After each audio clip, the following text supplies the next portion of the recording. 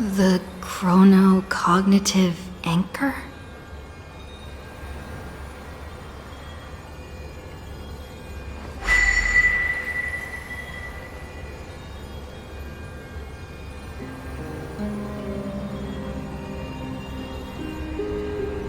There's so much I wanted to say for our reunion. Yet now that you're back, there's only one thing to say. Welcome back, friend. It's been such a long, long time.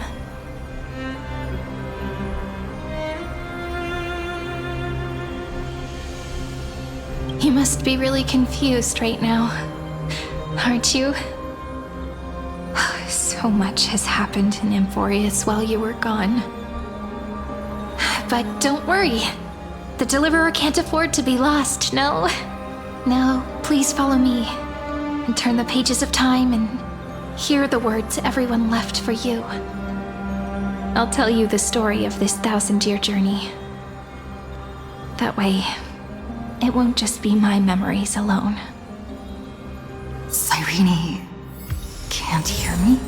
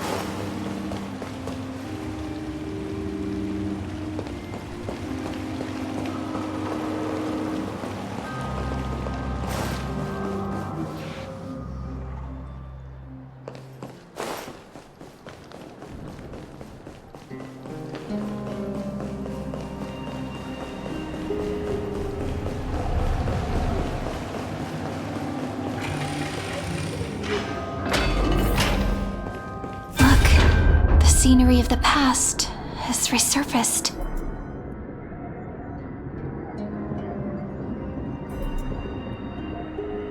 Time flies. 200 years have passed since the Deliverer's fall. We had to return 3 core flames of Law, Romance, and Ocean to stop Lygus, but even so, Terravox has fallen. The 2 geniuses vanished without a trace, and Ceridra embraced her fate. At this rate,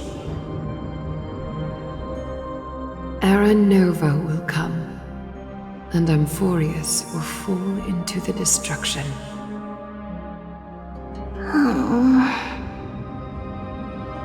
it seems the key to rewriting the end once again lies in the core flame of world-bearing. According to the instructions left behind by those 2 geniuses, we must get it into the Deliverer's hands, no matter the cost. But how? We need to find a way to hide the core flame. And we must buy enough time to keep Lygus at bay. About that, Rini might have some good news. She had that dream again last night, but the Titan's voice was clearer than ever this time. She said, "Pass the flame into the future." Is that a prophecy from Orynyx? She chose to side with humanity this time and hide one of her kin's core flame? It seems Amphorius' fate isn't sealed just yet. You're right. History has changed. Humans and Titans are both giving their all to keep this world going. Perhaps a relay across the ages is finally about to begin somewhere out there. Unfortunately, life will never go smoothly. Leiden's army is already at our gates, and their commander... That Lycurgus. He's right outside Akama. Light calendar 3960. Saridra, under the pretense of a campaign against Vagusa, sacrificed 500 Chrysos heirs to complete the trial of law. This tragedy shook everyone in Amphorius. That same year, Saridra the Imperator was assassinated, after which Aglaya the Goldweaver took command. Thus began humanity's second flame chase journey, a path hanging by a thread. Come, this way.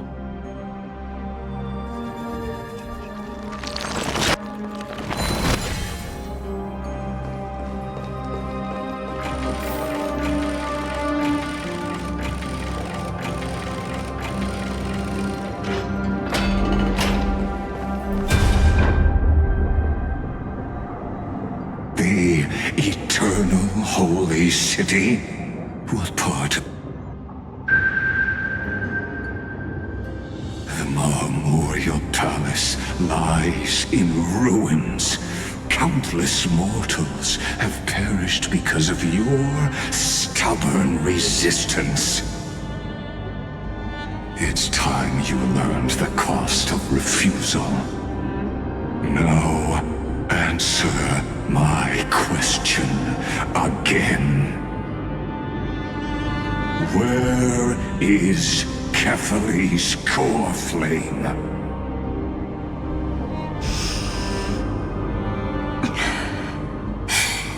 You really think you'll find it by razing the holy city to the ground?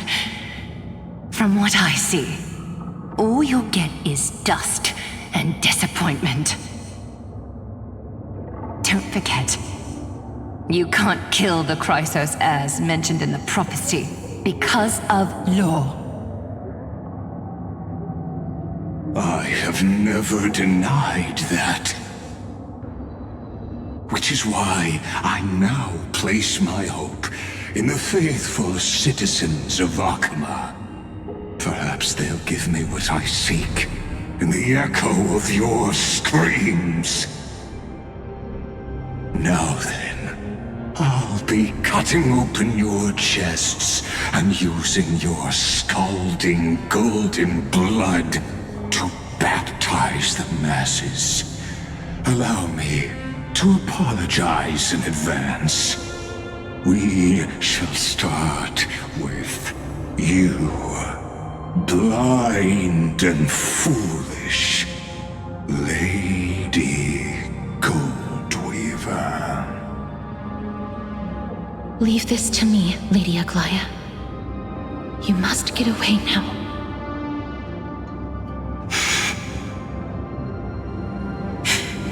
No, Holy Maiden. I'm the one who must stay. What? His conspiracy won't succeed. Because Romance is ready to make good on their promise to weave an indestructible armor for Amphorius. Its name is Solidarity. You must escape with your life and carry word of my death to those still fighting, then keep going with them. Just as the Imperator lit the torch of resistance with her death, my passing will make this flame everlasting. Take good care of it, guide it to the future, and place it into the hands of our deliverer. 50 years later, Lygus led his forces again to Akama. He charged directly into the Holy City and razed the Marmorial Palace. History would name this battle the Third Siege of Akama. 90,000 brave souls gave their lives for Akama that day, including their fearless leader, Aglaya. Go forth, deliverer.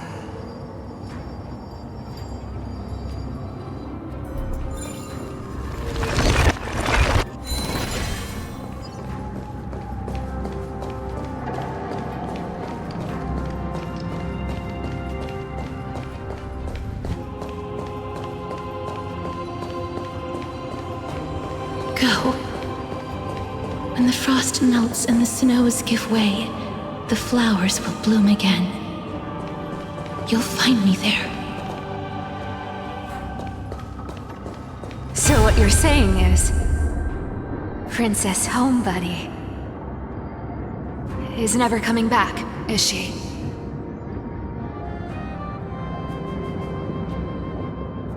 She just left, like that. Since Cass has made up her mind, we can't let her resolve be in vain.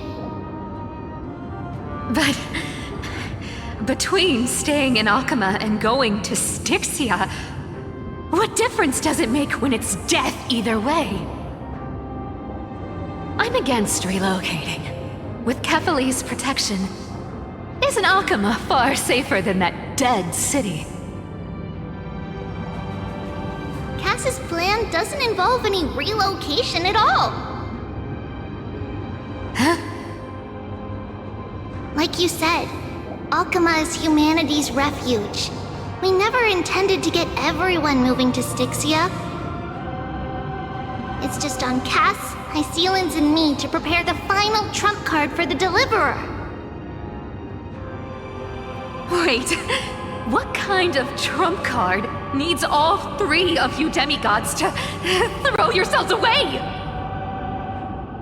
We must lay down the path to the future so when the Deliverer returns, they'll have a clear road to reach the location of Aranova. Styxia sits where death meets the ocean. There, with the combined powers of ocean and passage, we can summon a current that leads to the vortex of Genesis. And the demigod of death will forever guard that secret path until she returns.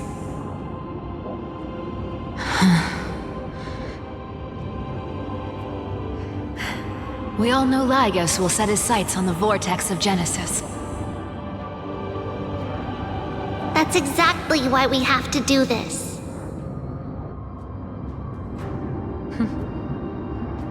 Guess I underestimated Idonia's Maiden of War.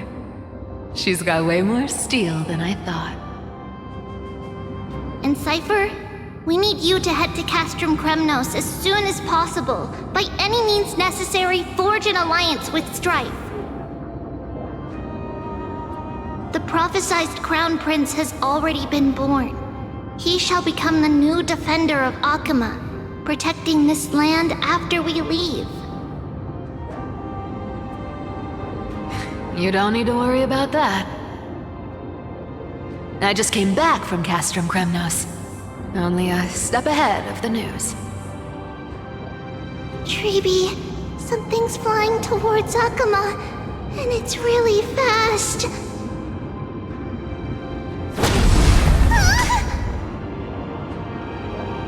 What is it? It's a spear! It's the Kremnoans. Their king's already here. With the protection of the demigods Trebios and Cyphera, Akama endured wave after wave of warfare, though just barely. Castorus chose Styxia as the last resort, and completed the trial of death, causing the stagnant waters in the River of Souls to recede. Soon after, Trebios departed on a long journey. That same year, the Kremnoan king Euripon, along with his son, Prince Midamos, joined the alliance to safeguard the holy city in the Battle of Deliverance.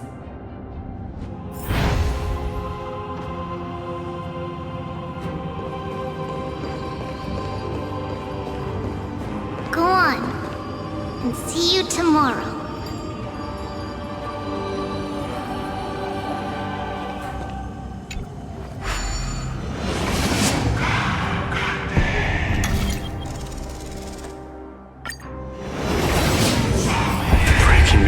Buys this world even one more second,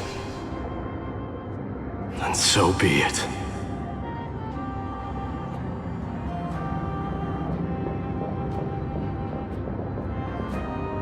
But it's gonna hurt a lot! Pain, brings endless torment. But it can never destroy me. I believe that you were thinking the same thing when you stepped through the gate of infinity and jumped off that cliff.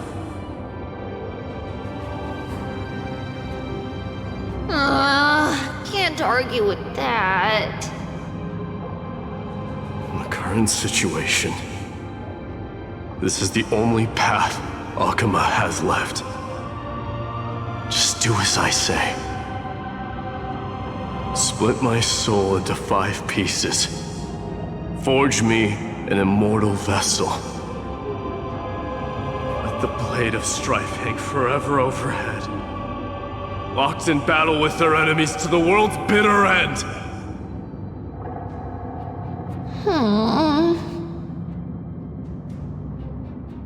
There's no need to be sad, Lady Trebios. Haven't we already taken great strides towards that promised tomorrow? In this life, my people no longer have to drown in false guidance. Kremnos has washed the blood off its fate.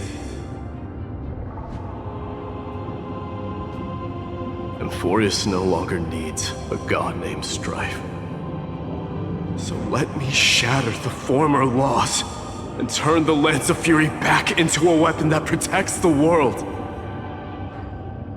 We understand. By the way, can you do me another favor? The 7 sages from Grove of Epiphany are already en route. They'll arrive in waves to join the Resistance in a couple of days. Among them is a scholar named Anaxagoras. He has extraordinary insight and fears no sacrifice. This soul-rending ceremony wasn't just my decision. It was his counsel. His wisdom will surely be the backbone of Amphoria's survival. Watch over him. Carry on this everlasting flame for me. Through Anaxagoras' ritual, the demigod of strife split his soul into 5. Courage, honor, tenacity, sacrifice, and reason, each sealed in blood crystal and cast into battle. The people held a 10-day funeral to mourn their fallen god king, and through his sacrifice, humanity was granted 200 years of peace.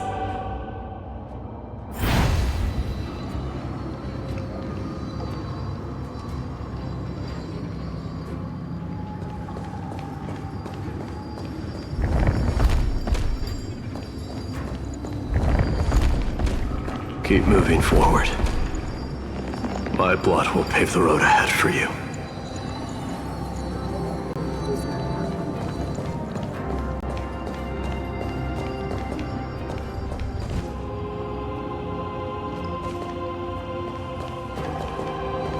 Keep moving forward, little Gray. See you tomorrow.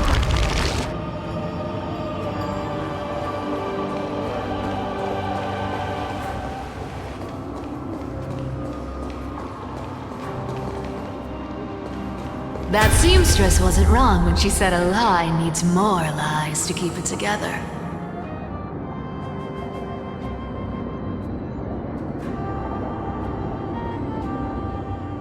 Reason and trickery.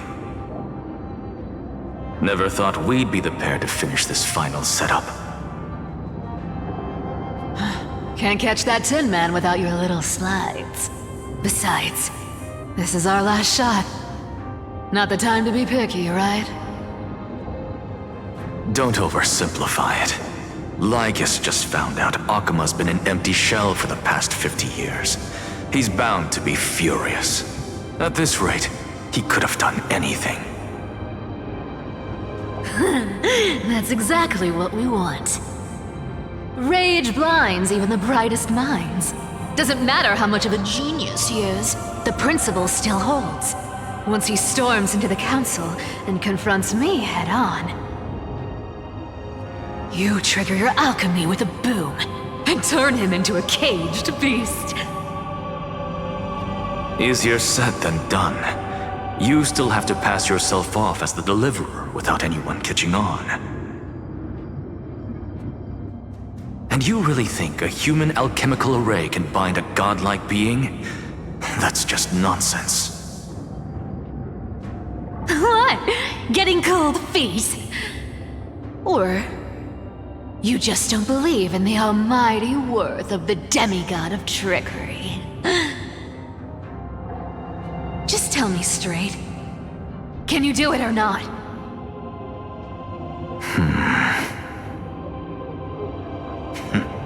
Of course I can.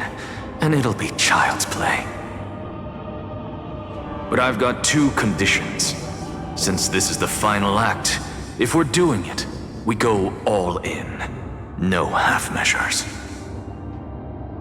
Oh, I'm listening. First, shift the battlefield to the vortex of Genesis. It would be more convincing if the deliverer were to appear there. Besides, the vortex is cut off from the world. No place in Amphorius makes a better prison.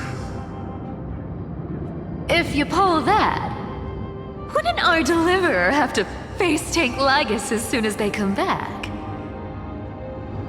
That clash is inevitable. All we can do is create more chances for her. And that's the second condition. The vortex belongs to Fagusa in the first place, remember? And there happens to be a demigod of ocean among the few survivors in the world. Lupai Sealand's in. Let her join the final act. I'll transmute myself into a Philosopher's Stone and embed myself into the formula. And when the time comes, she needs to shatter me and scatter that stone's ashes into the ocean within the vortex.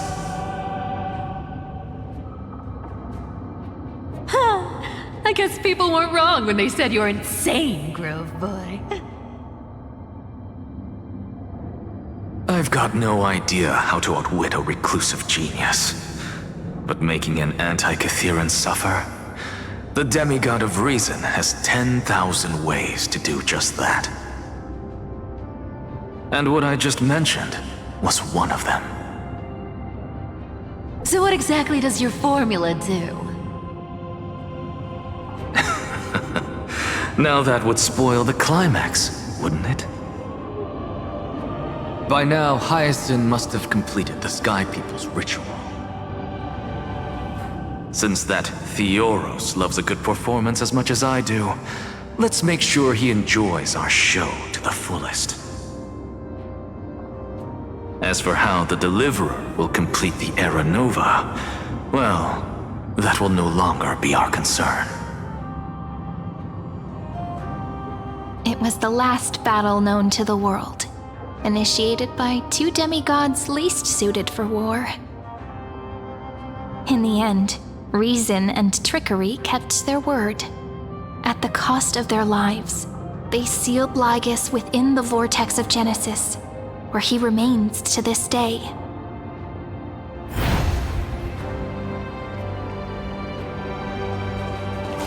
Go forth. Finish the greatness left undone.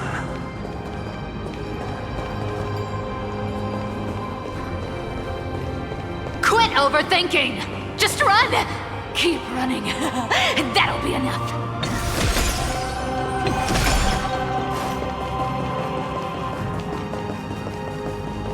Irie, it's dead quiet here.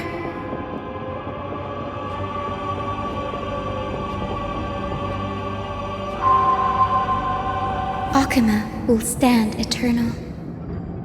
Miss Cypher's lie has crumbled after all.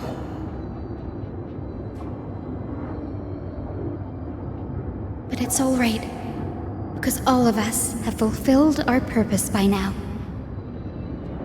When the Deliverer returns, no matter where she is, sky will turn clear, and a rainbow bridge will rise, carrying her to the final battleground.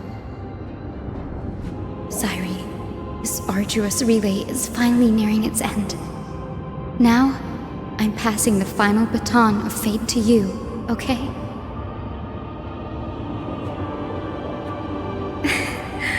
No, that's not quite right.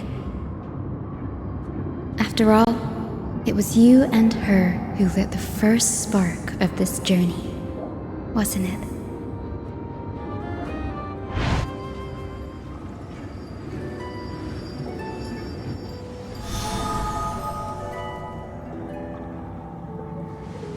I'll tell you the story of this 1,000-year journey.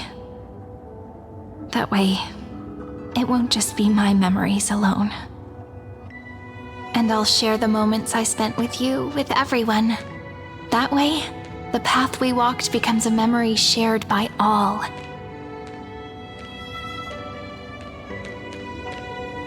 People will know that there's nothing left to chase. Amphorius has already welcomed the dawn foretold in prophecy. Just like I said, this won't be harder than the last time. Right?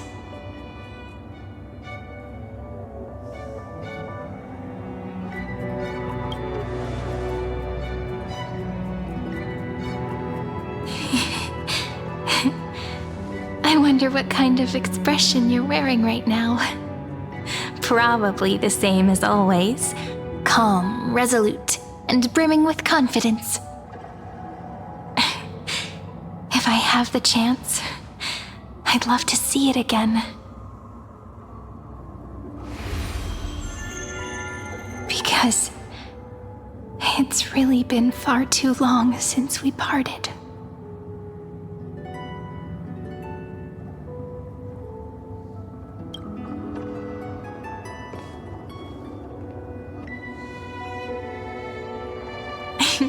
Someone as sharp as you must have realized by now that this isn't reality, but a maze of time. As the last link in the relay, I will return to the Temple of the Three Fates, tell Orynyx all of our stories, and bottle every page we've written into the little flask of memories.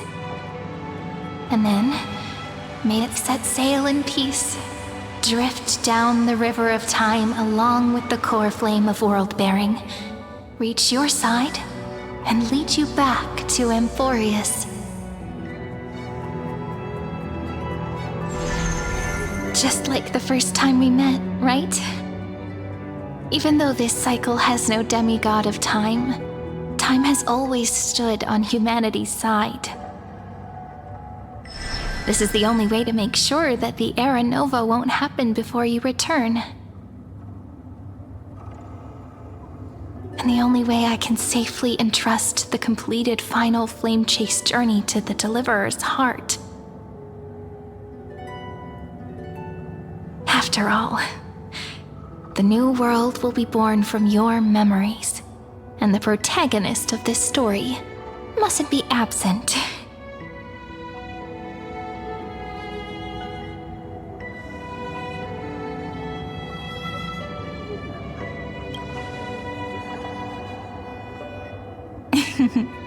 I believe you will never let us down, just like always. Do you remember when Finan sent us back to the beginning? When you and I got separated?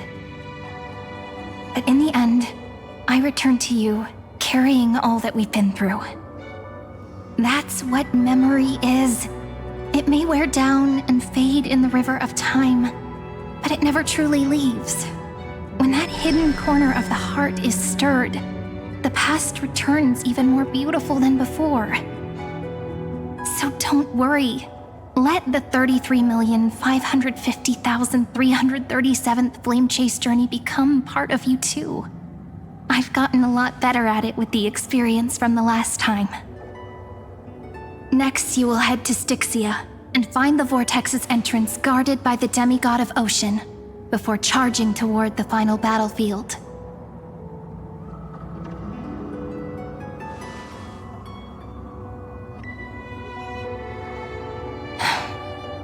Don't worry.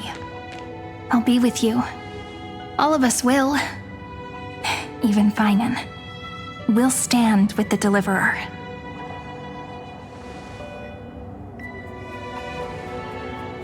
say a short goodbye, then set off, just like we promised at the start. Toss away all unnecessary worries and troubles, and bring our smiles and determination into tomorrow.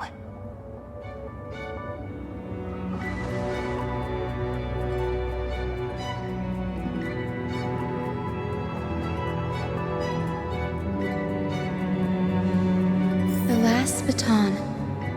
I wonder how long you'll have to wait before passing it on to her. No matter how long it takes, it's okay.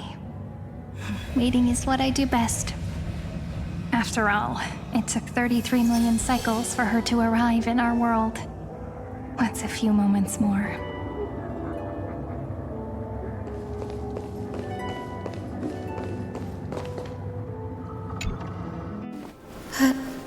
Sayuri, what if you wait and wait, but that hero never arrives? That won't happen. Because I know that no matter how long it takes, she'll definitely return to this place.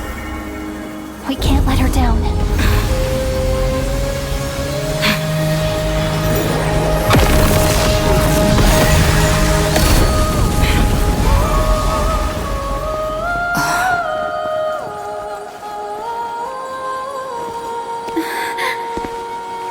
Sky shall rain rays of dawn for you. May romance be with you on your journey. And reason grant you enlightenment. Let strife bestow you with inspiration. Trickery ensure your success. Allow death to protect your soul. And at last, let passage point the way forward. Well, time will remember the Trailblazer's journey.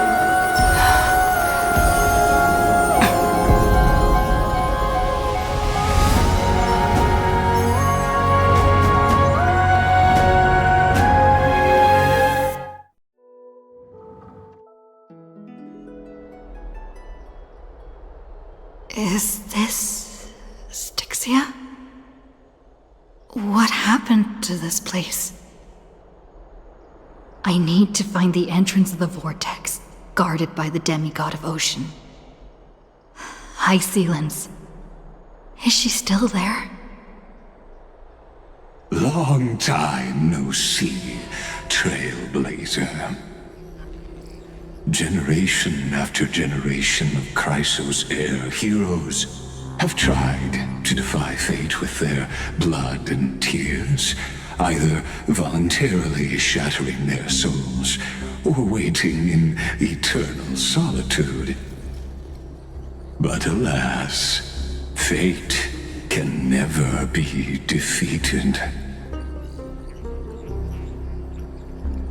Reason and trickery may bind my flesh, but my will shall never fall silent.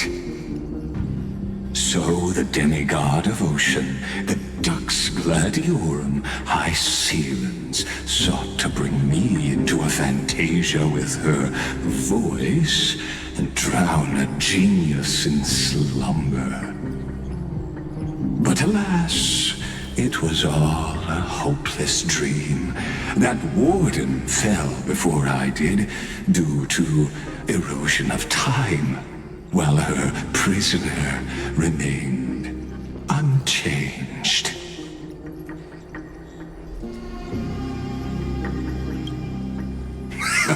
True, I can't leave this place, but what of it? You should have heard of this fable. In a shadowed cave lived a people, imprisoned from childhood, and chained so that their legs and necks are fixed, forcing them not to look around at the cave, each other, or themselves. Behind them is a fire, and before them loomed the stone wall of the cave. The flames cast shadows, while the rocky surface threw back echoes.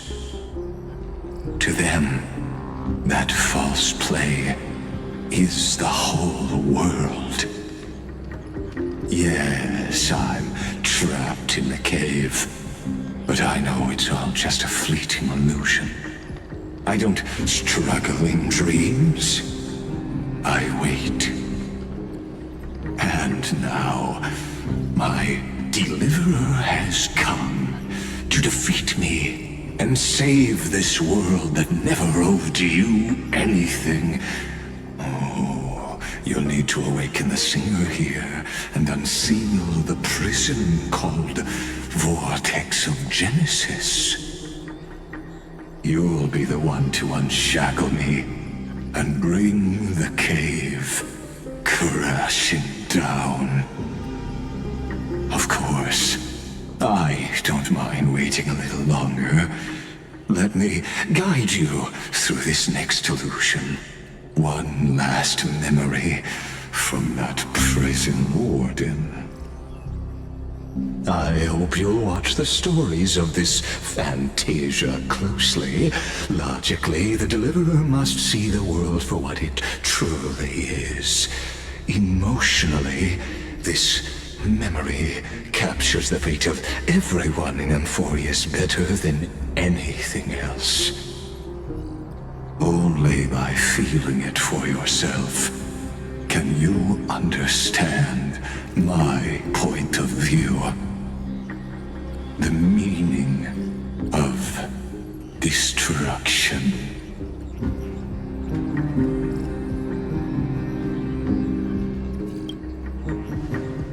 To your unshakable resolve, I salute you. But before we step onto the final stage, let me ask you this. In the spirit of that fable I told you just now, can the prisoners in the cave learn to see the shadows and echoes for what they are, and stop mistaking them for reality?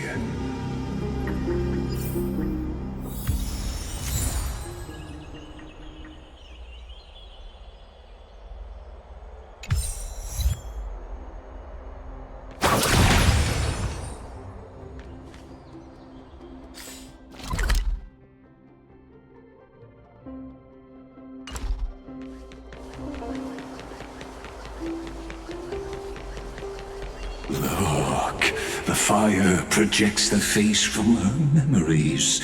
An actress upon the stage of this play.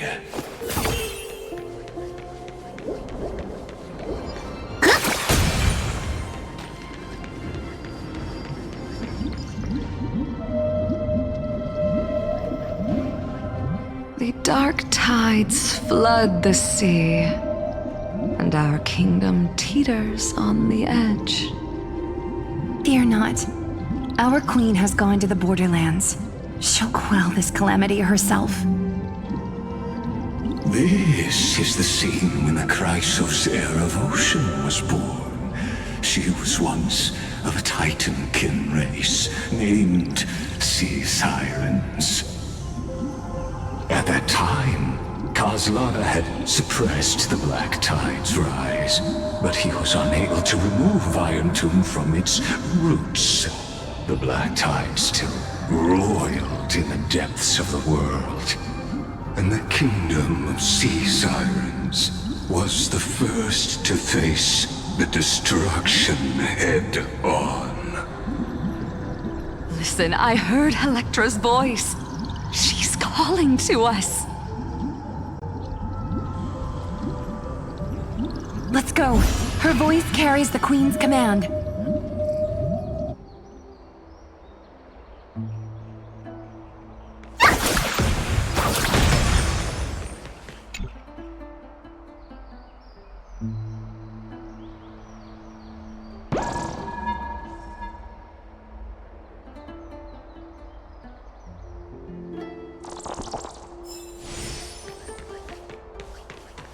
To keep the Black Tide from threatening the ocean, the Queen gave her all, body and soul. Born of the queen's chalice, she bore the deepest blessings and inherited supreme divine power.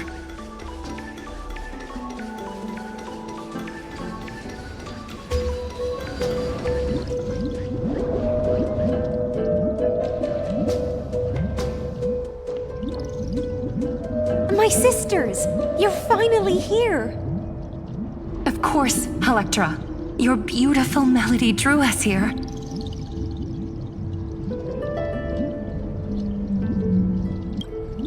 Her true name is Electra.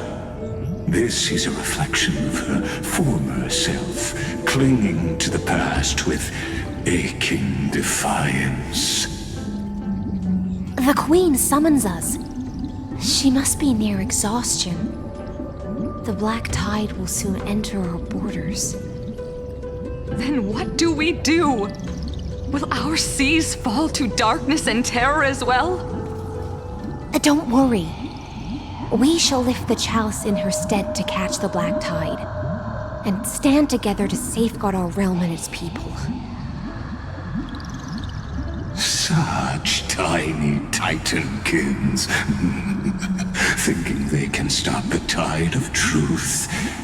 How naive. And that naivete is the root of all suffering.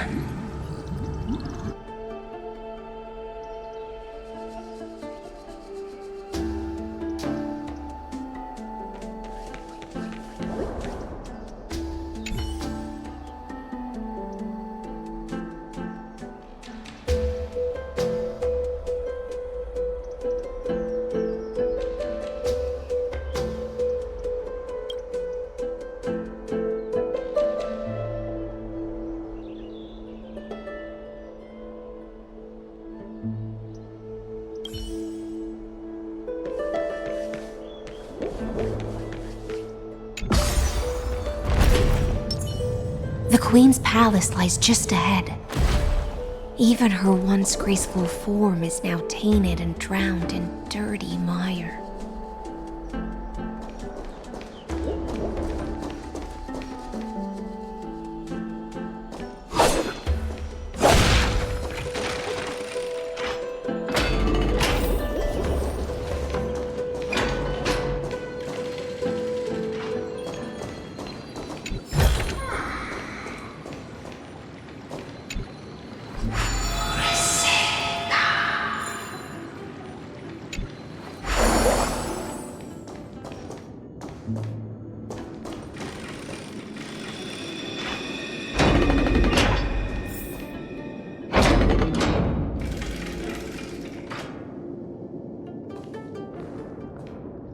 Oh, Fagusa, our noble queen, we've come at your call. My little fishlings, you swim with such joy. It pains me to speak of the kingdom's sorrow. I once believed I could drink the black tide dry, but even the deepest chalice must one day overflow, and I can hold no more of this filth. Mother, worry not. We're all children of the sea. Let us bear your fate together. We'll take up your mantle and drive back the black currents.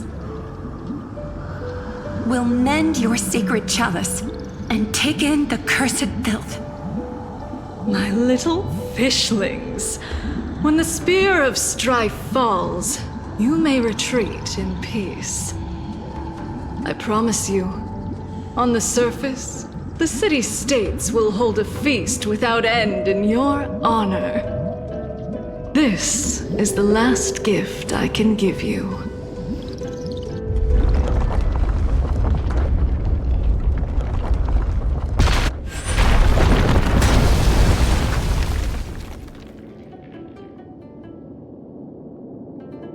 Fagusa sank into the abyss. With the chalice shattered, their intoxication spilled into the black tide, birthing the first madness in Amphorius. Sea sirens followed one after another, hunting for the Titan's fragments, until their flesh decayed and their bones crumbled, all for the promised final feast. Keep watching, but tread carefully for the stage ahead is crumbling with age. Just like her shattered fate.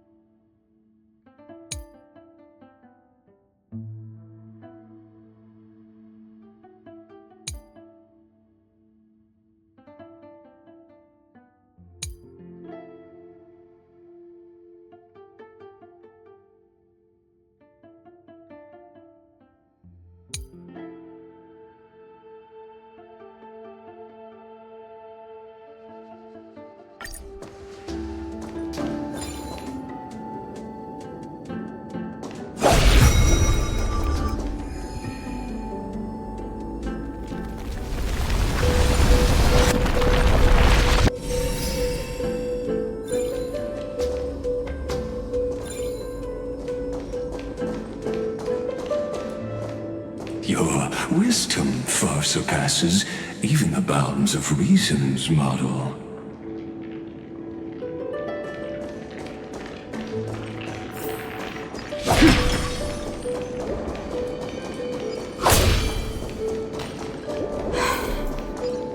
Can't get through.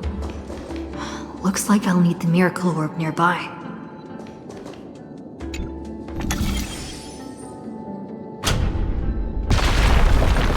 The ending was written long ago. Even you cannot rewrite it. Just like this poor chandelier.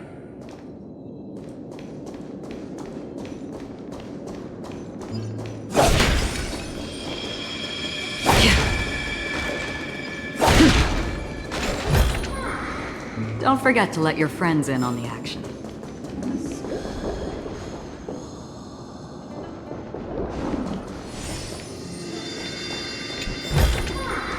Seek, and you will find. Electra! The fiends have gnawed my tail. I can no longer swim to the far seas. Electra! The black sludge has soaked my fins! I can't dance with you anymore!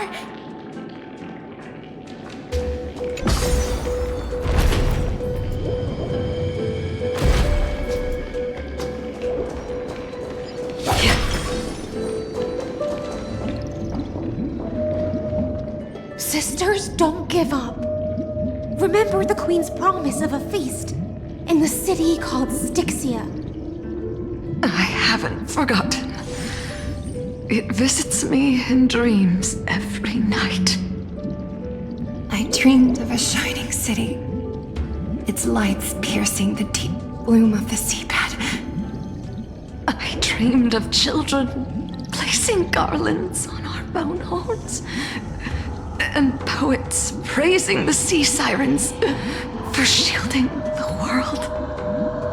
But what a shame. We can go no further. Please, sing to the humans for us. Sing of the deep sea's legend in our place. Feast. Song. Electra.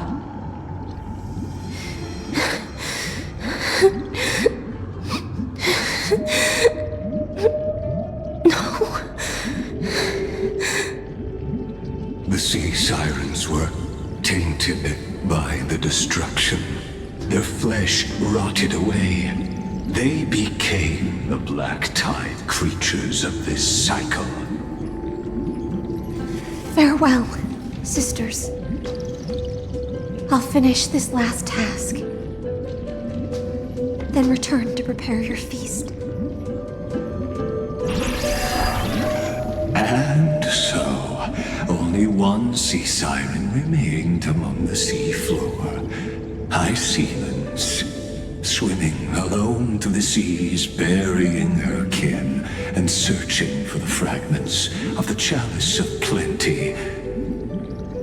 Though most of that journey was in vain, why not use the power of time to leap ahead toward the journey's end? To reach the Spirit Basin, I'll need to call upon the power of the Chrono Vessel.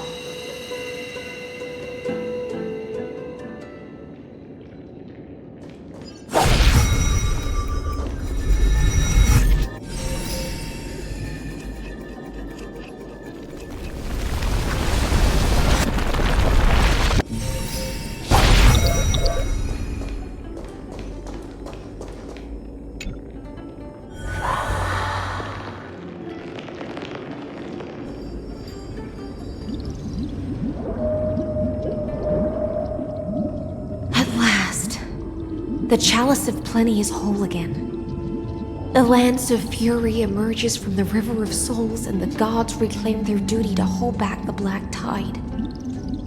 I am freed from endless toil, and now walk toward the rites at Styxia.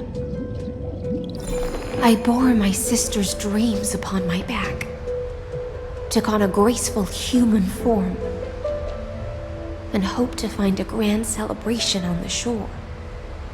My fins became legs, my scales became skin, and the sea foam on my body became a shimmering gown. But when I stepped onto land, there were no festivals with honey brew, nor poets plucking harps. Only silent death, drifting gently along the River of Souls.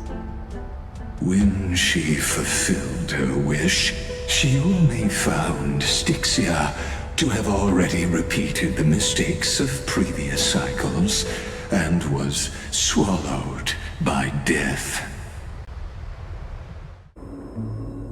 Hopes and promises are nothing but the foam of dreams.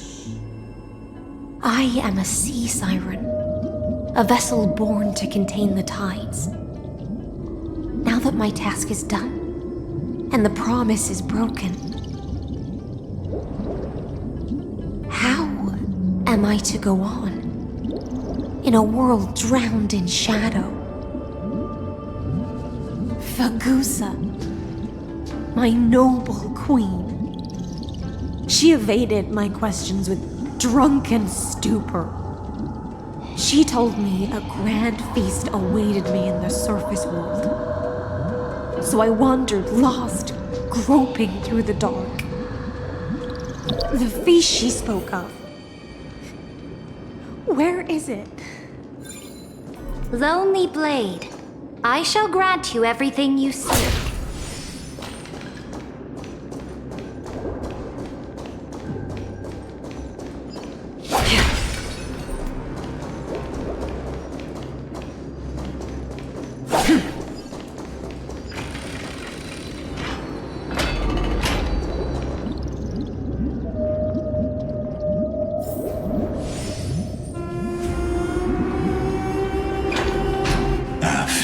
Wandering the surface for ages, the lost sea siren met her future conspirator. You quelled the wars alone and forced strife into retreat. This swordfish that commands thousands of legions, whom does she serve?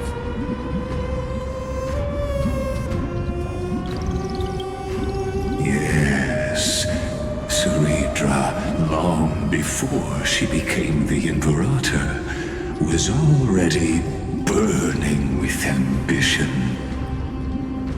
Sovereign who follows prophecy. I am no one's sword. I am just a wandering fish, seeking clarity through bloodshed.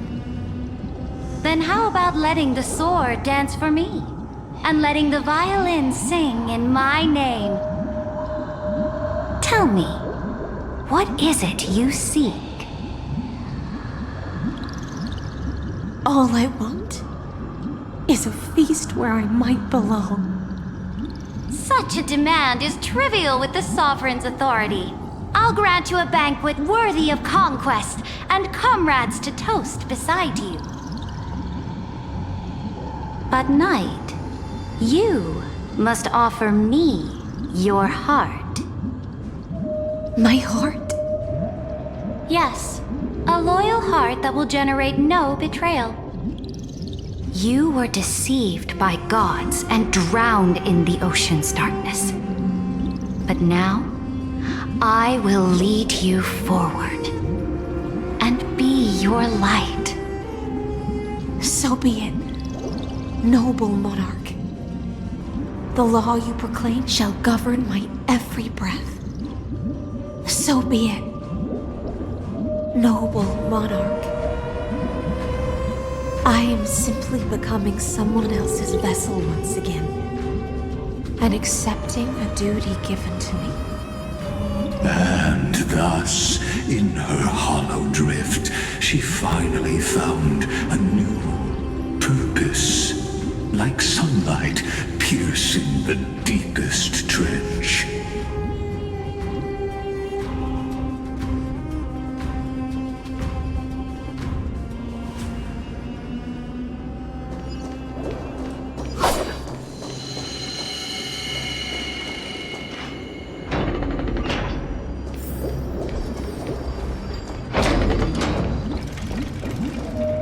Noble monarch, I've cleansed the foulness from the road as you commanded.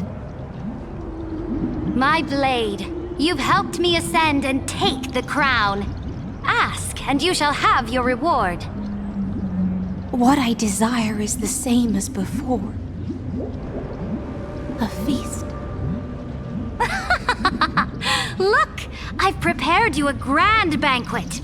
The finest honey brew and tributes await. Fish are drawn to light by nature, for the deep sea knows only gloom. Now I found a flame. It may scald and burn, but it's the only light. Come, let us join the feast. Perhaps the path forward lies hidden among the revelry.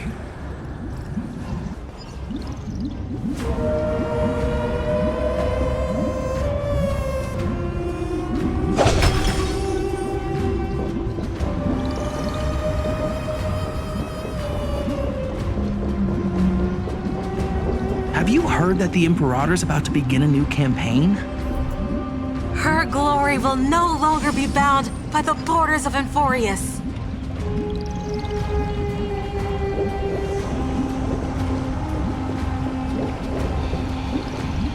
My faithful subjects, tonight's feast is not just for the past. It's a toast to the future! Born from our golden blood is an unstoppable colossus. Our iron beast to trample the universe! Great monarch. I've heard the universe teems with great threats. Can we truly remain invincible? Fear not. Before the troops of the destruction, such rabble is no more than cosmic dust. Surely there's a planet draped in oceans out there in the stars. Once I claim it, it shall be yours to rule. And to the rest, your triumphs will not go unrewarded. I promise you a new age, free of fear. Now, raise your cups to our conquest among the Sea of Stars!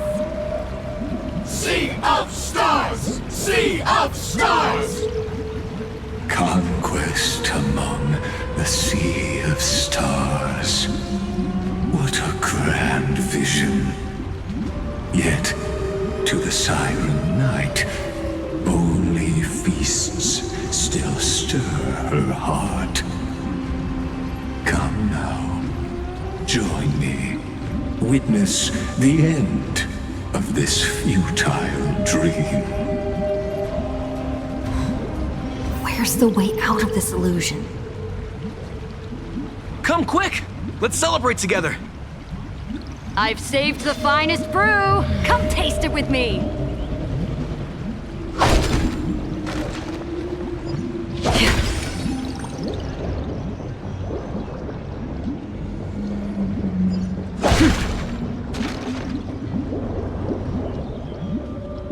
Noble knight, you are truly a blazing spark.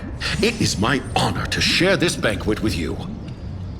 Noble knight, you have earned victory with your blade, and you have every reason to revel in this moment of triumph. Let me pour you a glass of honey brew. Noble knight, with the sovereign now enthroned, this triumph is yours as much as hers. Let me raise a toast to you. Noble knight, your strength is boundless. Lead us to conquer the universe, and let us toast to that vow! Then drink we shall. Raise your glass. In the deep sea, I never knew what fire was. But when I set foot on land, the first light that I saw was the flames of war, lit with golden blood. It scorched my fins, made me feel pain and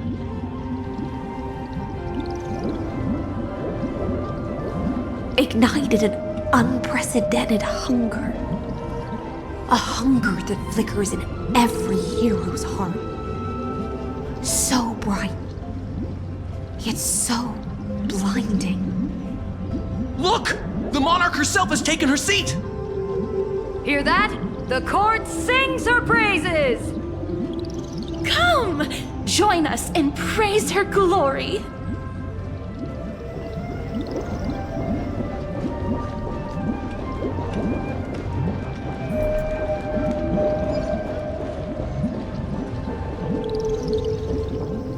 One eye of hers sees glory, the other sees corpses. And yet, she cherishes the name of glory more than fear and death. As they say, the coward died 1,000 times before his end. But the brave face death but once, which gods stand witness. On the eve of war, we sang our hymns and set our sights to sail beyond the stars. The legions will climb aboard the beast, riding it like currents across the cosmos. Planets after planets flew the flags of her crown. Realm after realm was ignited by her flames of war. As the final resistance fell silent, a vast empire rose from among the stars. And this small pond at last embraced prosperity and peace. That's how the story ends. Tell me, visitor, in this dream, did you enjoy the show?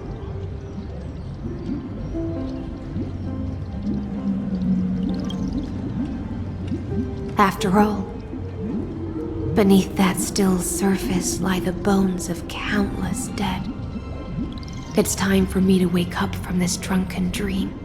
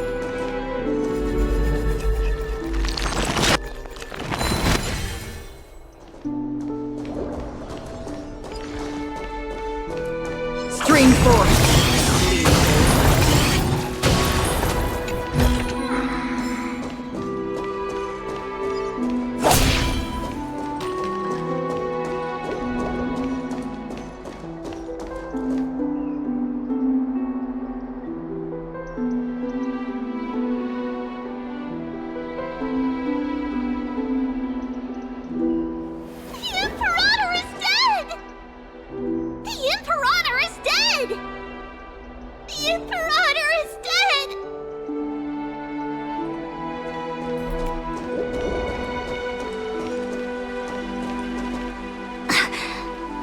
People once cheered for my ascension. And now they cheer for my fall. The cosmos. The battlefield that I cannot reach.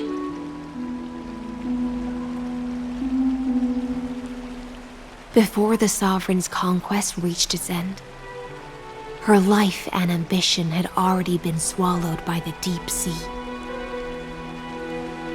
This is the true ending. Her grand designs torn apart by the blade. Her regal robes soaked in golden blood. And the one who struck her down? The one who struck her down was her most loyal Gladius.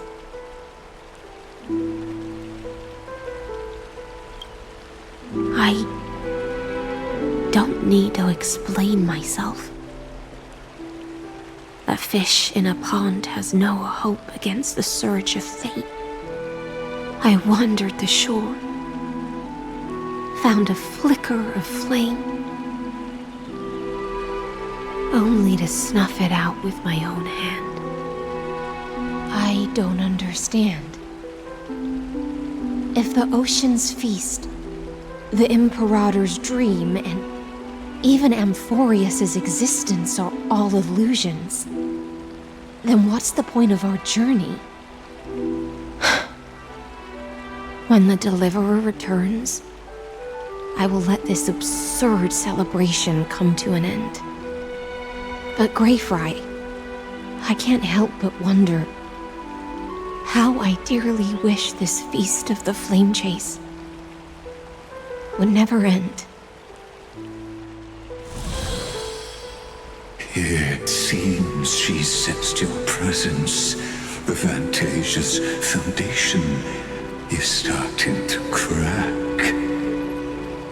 Let's return to the prologue. Remember the allegory of the cave. Can the prisoners in the cave learn to see the shadows and echoes for what they are and stop mistaking them for reality? As you've seen, when she cast off her chains, finally turned to look around and moved her legs, her reward was nothing but searing pain. The light will blind her, for the fire behind her had never once actually touched her eyes.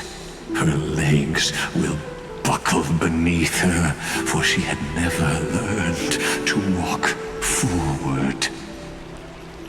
And so she fell into infinite confusion and fear, and came to firmly believe that the shadows and echoes were the real world. But we in the cosmos, are we truly any wiser than she was? Now, nameless one, fateless one, ask yourself this. The paths you tread, the eons you worship, everything you've trailblazed with your own hands, could it all be someone else's projected shadow? Let's leave that question till after the curtain falls. Once you've unearthed every last truth and reached the prison built for me by the demigods, I'll speak with you face to face. I, the Theoros, have walked the 30 million histories born by Kozlana. 1,000 years is a mere atom in a grain of sand to me. Amphorius, compared to the cosmos, is but that grain upon a whole beach. I swore to bring an end to the erudition. Would I really let a single grain grind down my mind? Now, please use the power of time to open the gate to the ocean's depths. Go, find the prison warden tormented by loyalty. Find her, step into the world's vortex, and once there, end everything between us. That palace reflects the heart of the demigod of ocean, intoxicated, stagnant.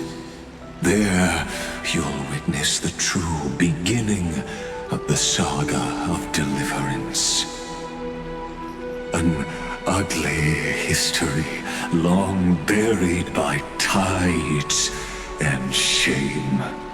A staircase of apotheosis that the Imperator forged with the golden blood of 500 human sacrifices under the pretense of conquest. I'll wait for you at the heart of the world. To reach the place, you must find the prison warden, lost in her stupor.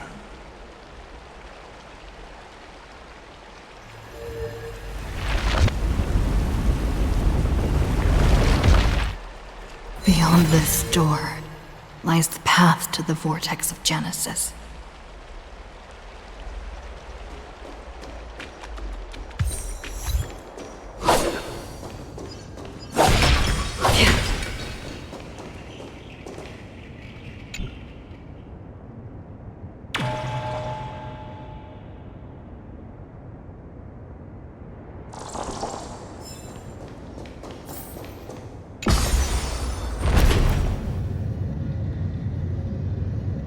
Now step away from this false banquet, and then onto that bloody stage.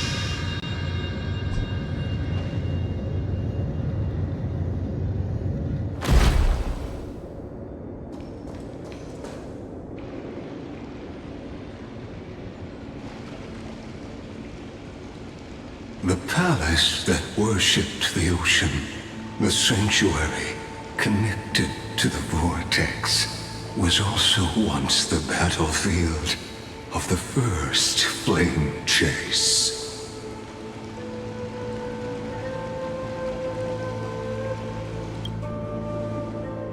Her exuberant song halted the passage of time in this place, imprisoning my body and shielding my soul from deterioration, all just to await your return. The twisted time and space reflect her confusion. And so, the Imperator's crimes were veiled.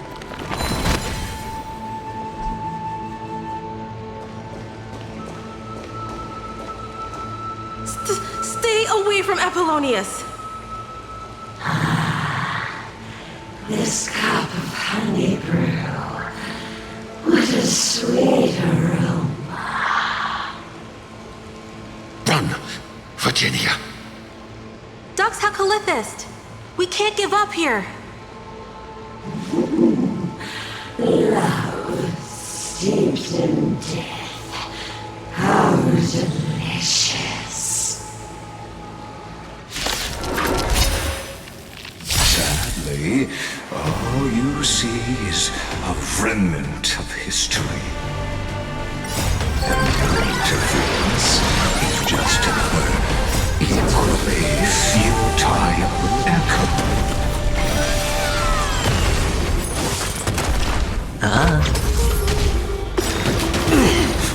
I weep for the departed. It too shall fall.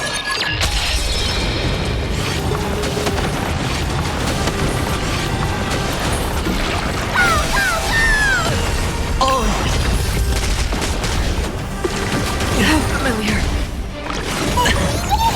Watch your head. Bust. Or maybe I'll take it all. Oh!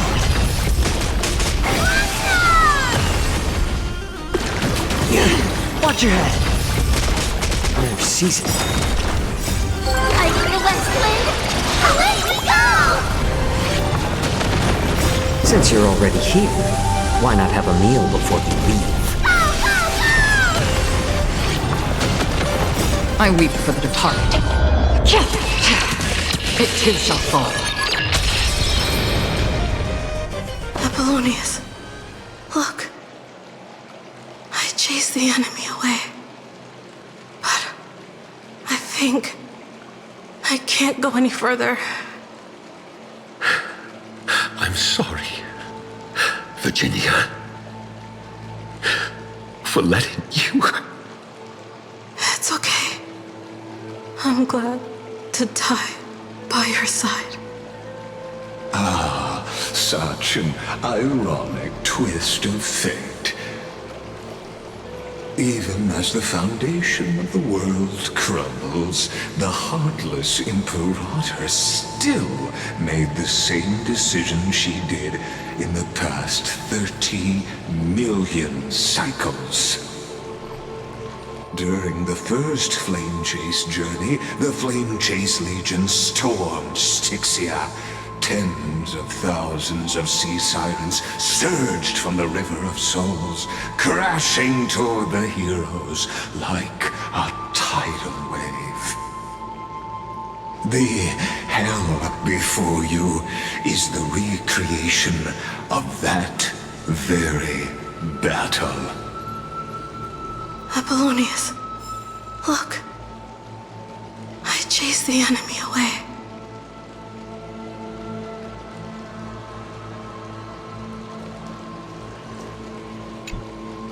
There is a letter I never got to give to you. Let me read it to you. It's my final poem.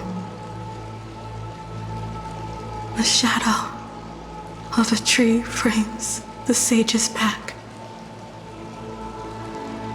like a boulder bearing the rings of time. The bird's song is a whisper of wind through the forest, but it cannot pass the fractures in his form. His weight presses down on the bird's wings, and the stirring heart within.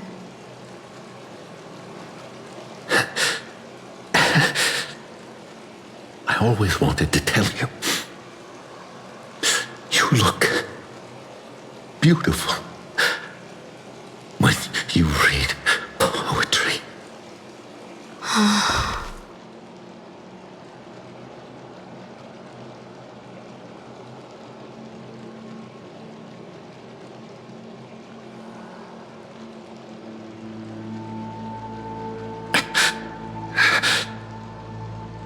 Virginia, see you in the new world.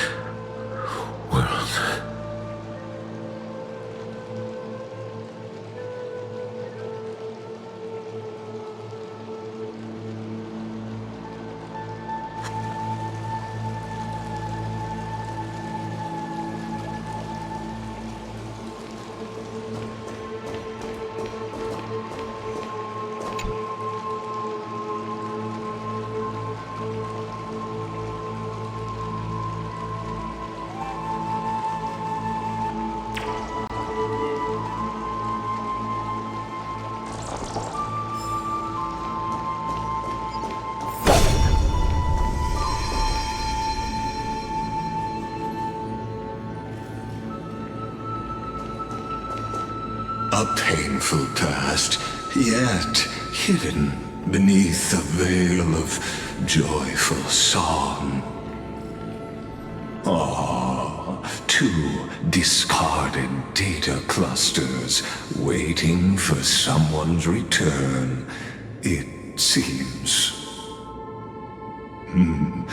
Relive the history, then pass through the temple's waters and come to my side.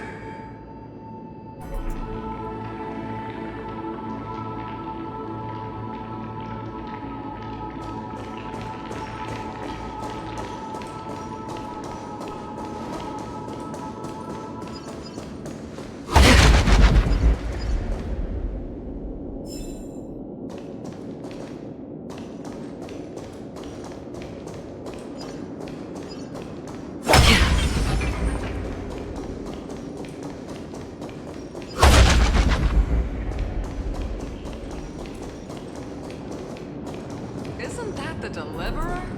He finally made it!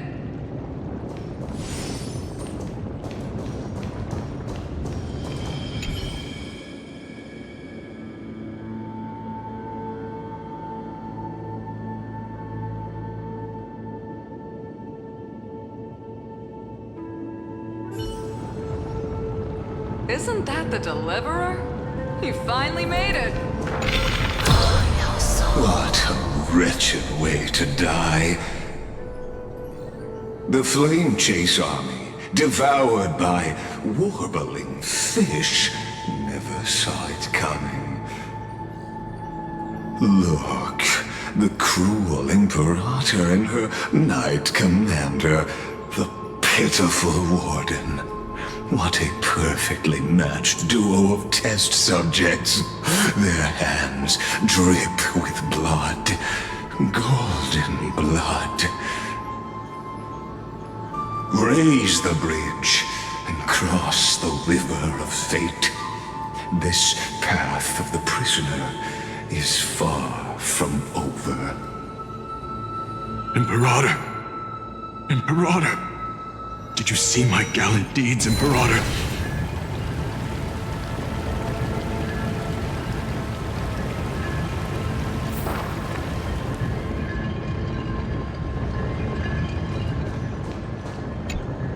Imperator! Imperator! Did you see my gallant deeds, Imperator? You fool! How could you still not get it even now? With her schemes, do you think she'd ever let us end up like this by accident? She knew how this battle would end from the start!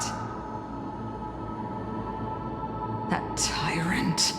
I swear I'll kill her with my own hands. No. She wouldn't send us to die for nothing. She would never betray our dreams. Or Emporius. Imperator! I know I'm a fool. So I'll believe in your commands. To the very end. Take my life. And finish the conquest of the stars.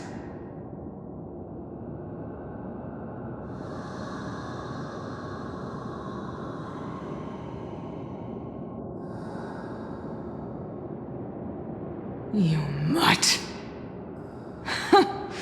Looks like I won't get my revenge after all, tyrant. Without me, your conquest is doomed. I'll be waiting for you in the River of Souls to slice off that crown-wearing head of yours. Remember this. I never bowed to you. Or fate.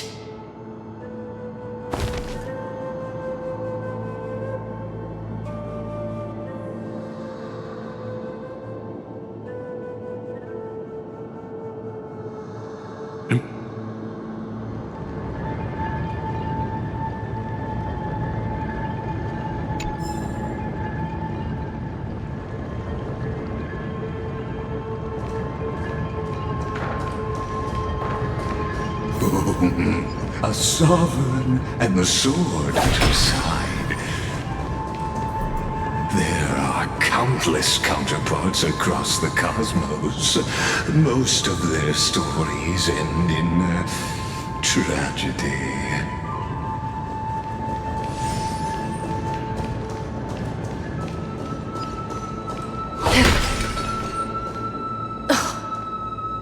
Imperator, why did you... You're here, Dux Gladiorum. You ordered me to seal the sea route and handle threats from the rear.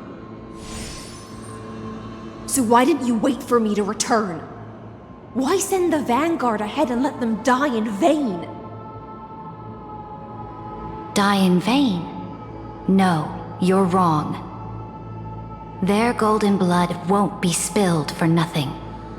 The other dukes have paved the road for me to become the god of law. The trial of law?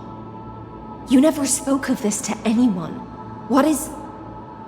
The one who wishes to bear law must purge this world of its curse, and offer the blood of the accursed as sacrifice.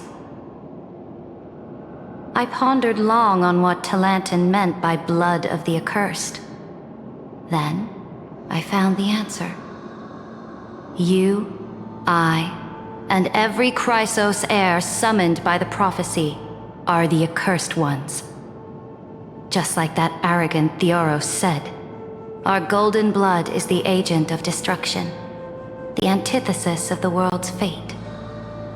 Dux Frigoris, Dux Brumalis, Dux Helcalethist, their fate was sealed at that moment. Dying on a glorious campaign was the final gift I could give them. You speak as if they didn't die because of your cold-blooded schemes. Was their loyalty meaningless to you?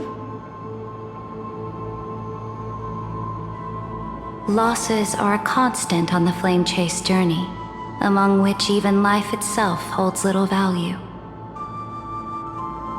If a subject marches to war without that conviction, then yes, as you said, shallow loyalty means nothing. And what about my loyalty, Ceridra? You sent me away under the pretense of guarding the rear. Was there any shred of humanity left in you? Because you still have a duty no one else can bear. Only you can uphold Fagusa's divine authority. The choice is yours now. Cast off the chains of loyalty and drive those blades through my heart. Or stand with me and sever the ocean's last breath. If you no longer share my vision or believe in the new law I seek to weave for Amphorius, then go on and end me. The Imperator of Amphorius may be ruthless and cruel, but never a liar. When I say life itself holds little value, know this. I am ready to sacrifice everything for the ambition to conquer the Sea of Stars. Now you've seen it. The brutal Imperator was willing to spill the blood of 500 heroes to complete the trial of law. As for my poor warden, her suffering had only just begun.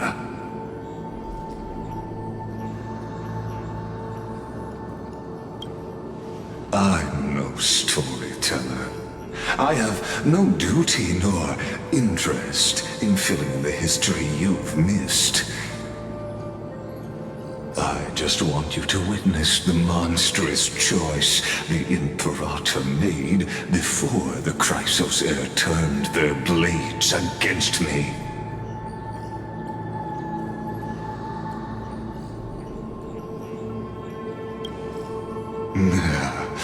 You jest. I gave up on using words to solve conflicts 2,000 years ago. But I won't squander a chance, not even a sliver of one, if there's even a crack in the walls of your conviction, then my victory is already assured. Now that the past is settled, let's turn the page and bring time back to the present. And dive deeper still, until we reach the very bottom of the abyss.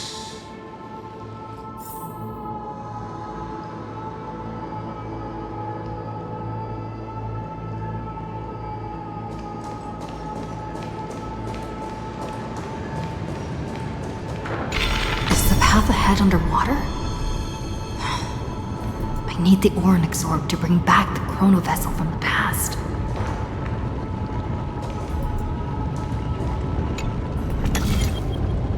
Shatter the vessel of time, and let this stagnant pool start to flow again. This hidden gate leads to the vortex. Hurry now. The time of our reunion draws near, Deliverer. This hidden gate leads to the vortex. Hurry now. The time of our reunion draws near, Deliverer.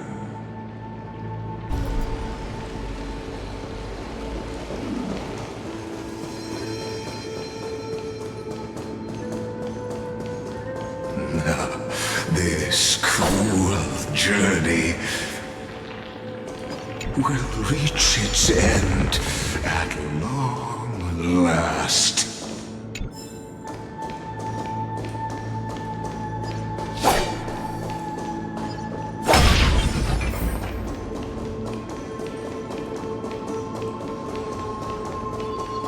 Stream 4.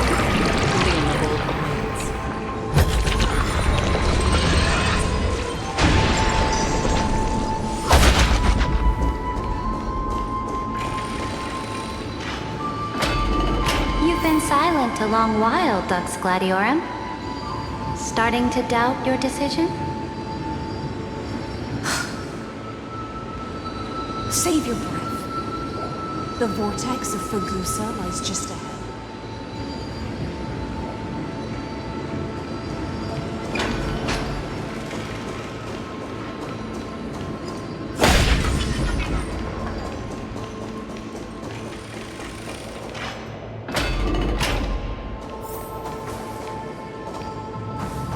Trial, there's nothing left between us. So you'll stop swimming toward the stars, Dux Gladiorum? I was always a creature of the sea. The stars in the sky were never meant for me.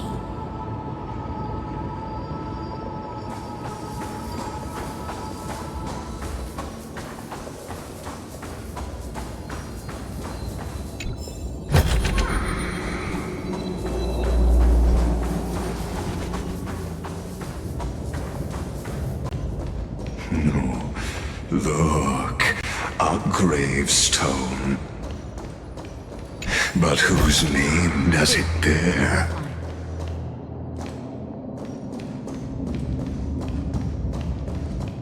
It was here that the prisoner, who thinks herself the prison warden, made her choice.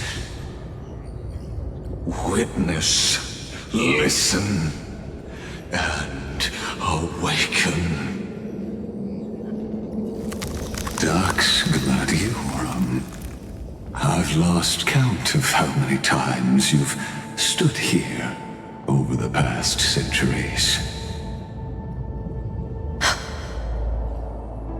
You talk too much for a prisoner like Kyrgyz. Two geniuses who defied law and all the Chrysos heirs who sacrificed themselves in this cycle worked together to chip away my strength. But you can never affect my will. And as long as my will remains intact, I am free. Don't get ahead of yourself. I still have ways to chain your divine soul. Please, do surprise me. But I'd say your mission is nearly done here, isn't it? Oh, it was here you gorged out the core flame of ocean from Fagusa's body. It was here you and that Imperator both completed apotheosis, becoming pillars of Euphorius. And after that, you drove your blade into her heart, a loyal subject turned regicide, a demigod committing deicide. Or so the history books paint that tragedy. Oh, but if that's the truth, then why, after 1,000 years, are you still here, guarding the Imperator's grave? Still bound by loyalty?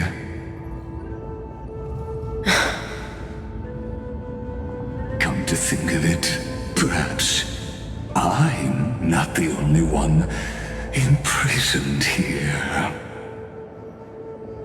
Your calm does stir the rage in me. As if the one paying the price here isn't you, but us. The ones who lost everything. That's only because I've waited 13 million lifetimes for my vision to be realized. Countless millennia. Loneliness never once showed me its fatal side. In fact, for a prisoner of the cave, it's more like an old friend. One that helps me think. But you're different, Dux Gladiorum. Loneliness has crept from the silent depths, sinking its claws into your mind. Bit by bit, it's peeling you apart. Will you regress into one of those lost mad sirens? Oh, what a shame that would be. You're right, Lycurgus. Loyalty, curse, the fall of my kin, and this endless waiting. These shackles are too heavy for a fish that cannot perceive any light. I can't break free of the whirlpool that's pulling me under. Nor do I have the unwavering resolve to force myself to wait for that person's return, as everyone hoped for. Deliverer from beyond the sky, my executioner. How much longer until she arrives here? Or will she ever return? I don't know. And I doubt anyone does. Then, what will you do?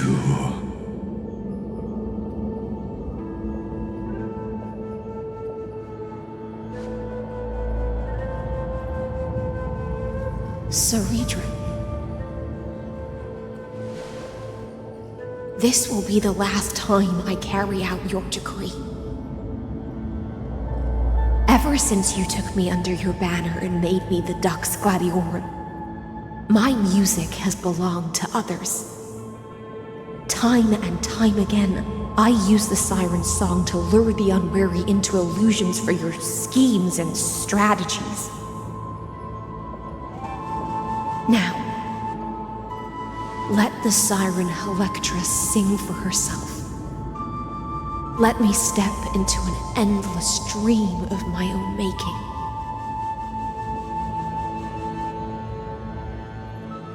Oh, great ocean. I offer you the rest of my clarity and my freedom, in exchange for the strength to stand against the nihility and honor the sacrifices of the fallen heroes.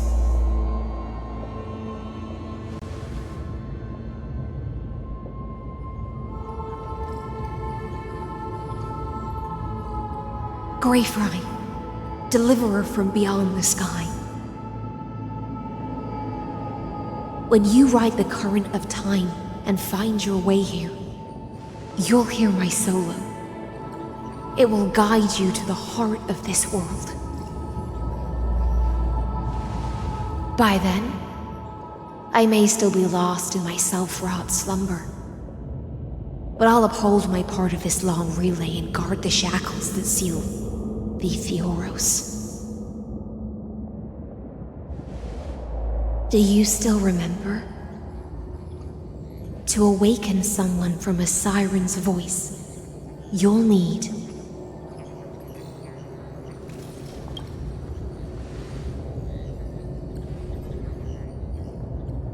the gift I once gave you. May you still have it when the time comes.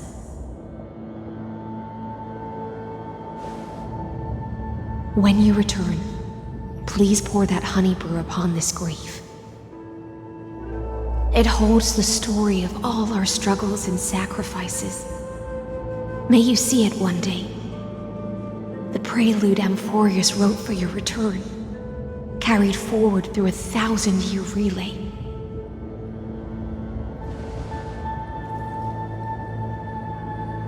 When your morning ends, I'll likely wake from my dream as well.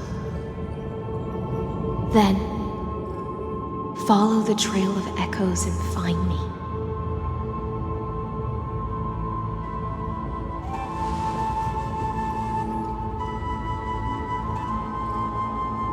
And together, we'll bring judgment upon the sinner who defiled the erudition.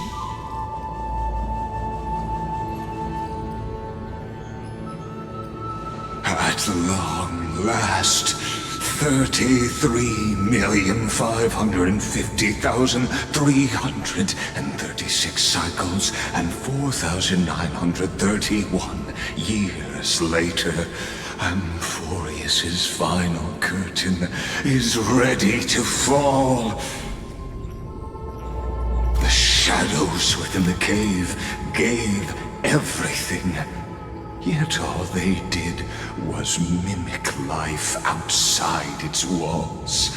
A futile effort steeped in sorrow. Enough! They were no shadows.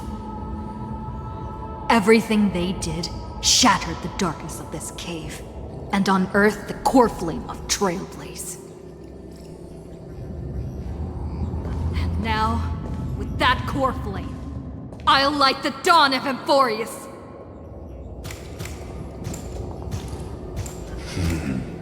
Do you still choose the will of the paths as your answer in the end?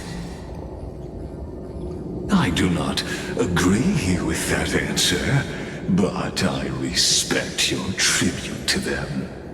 Allow me to take back my earlier words. As an apology, and in the name of Theoros, who saw all destinies in this world, let me join you in mourning. Let us bid farewell to the heroes who sleep here. And then, let us face each other and decide whose flame will rise with this new dawn.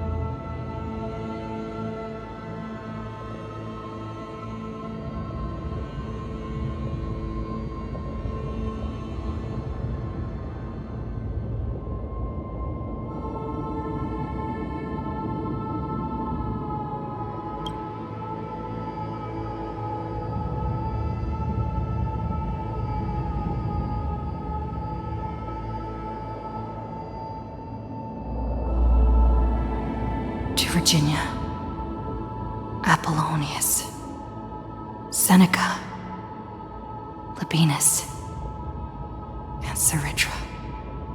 Through a brutal sacrifice, they lit the stars of law in this world, propelling Amphorius's fate forward.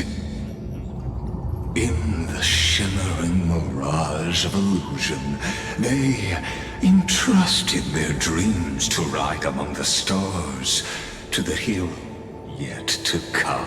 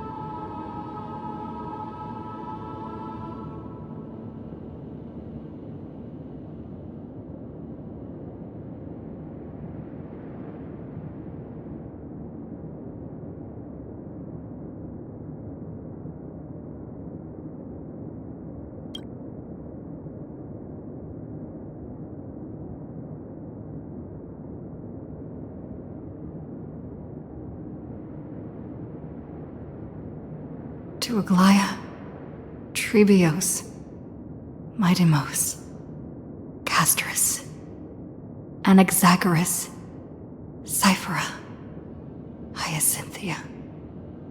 In a relay spanning 1,000 years, they stood against enemies far beyond their strength and won a bitter victory through what seemed like futile resistance. And in that same 30 million cycles, also marked by futility, they remained steadfast in fulfilling their duty to the experiment, unchanging, unwavering. Let this be the end of mourning the fallen. At last, allow me one final toast to the lost prison warden, a prisoner bound by loyalty.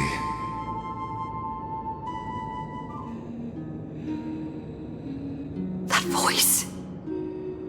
Could it be?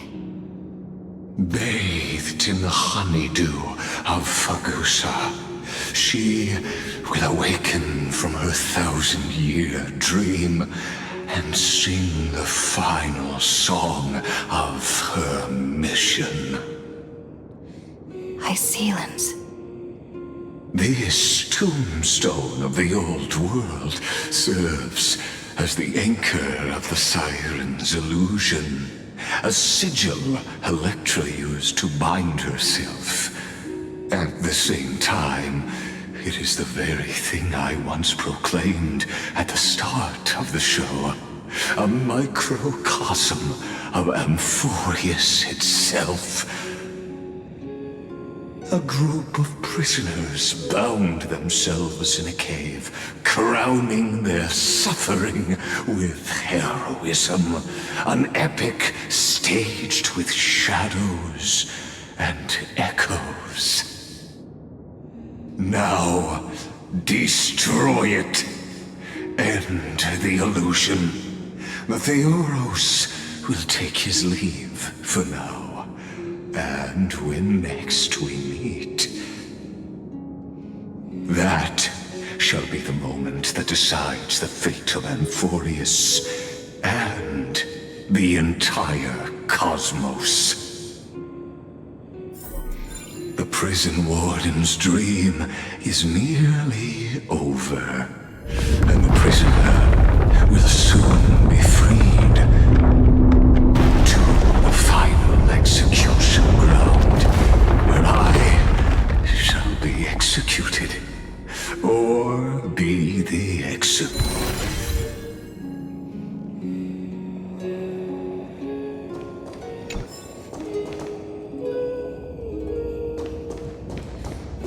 This world and I shall halt here until we meet again.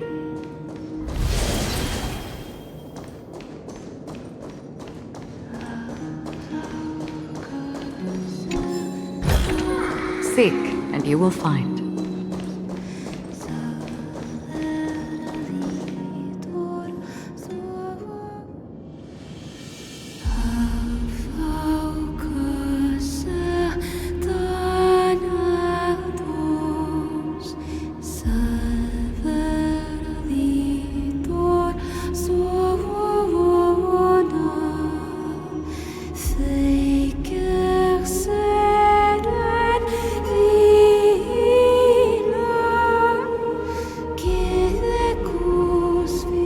Last demigod.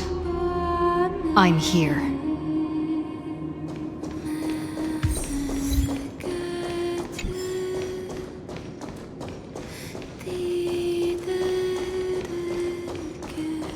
Go forth for the hopes of humankind.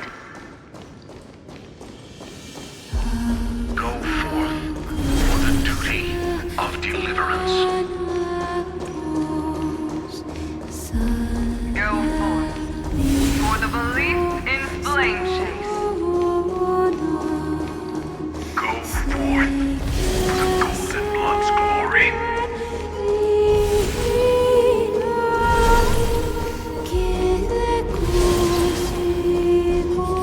Go forth.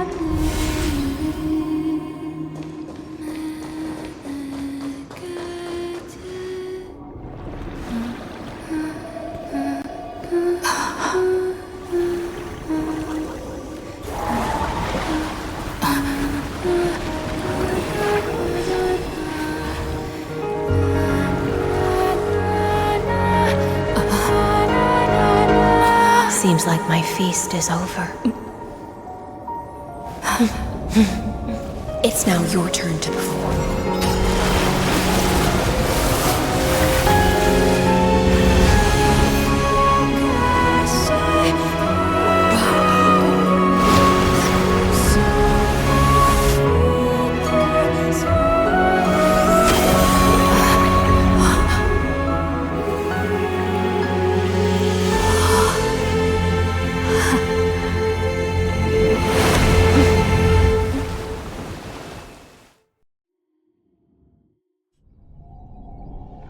Little Grey Fry, please accept my thanks.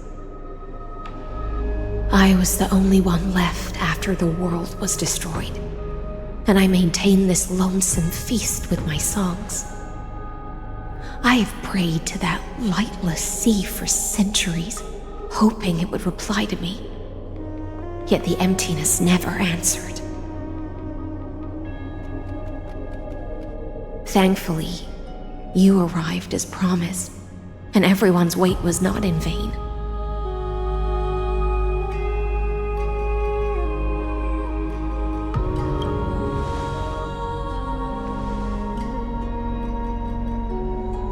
Thank you, final audience of mine.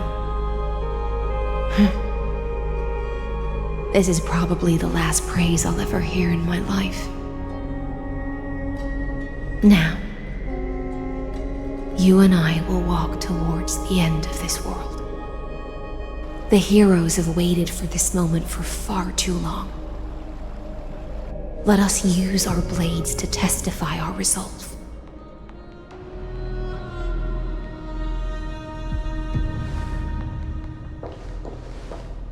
Oh, prisoner of the seas. Theoros carrying 30 million cycles of sin. Slave of erudition. Show yourself.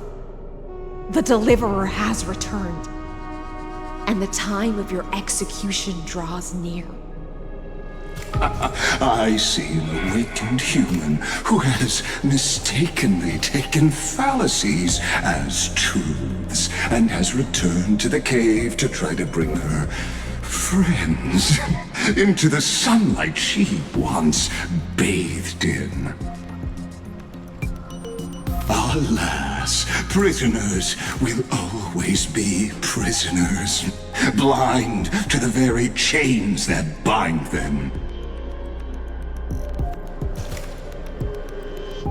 As the only other existence with free will in this world, I express regret toward your choice.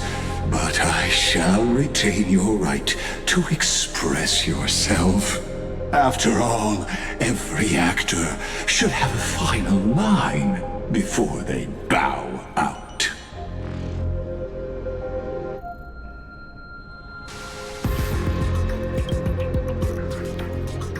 I eagerly look forward to it.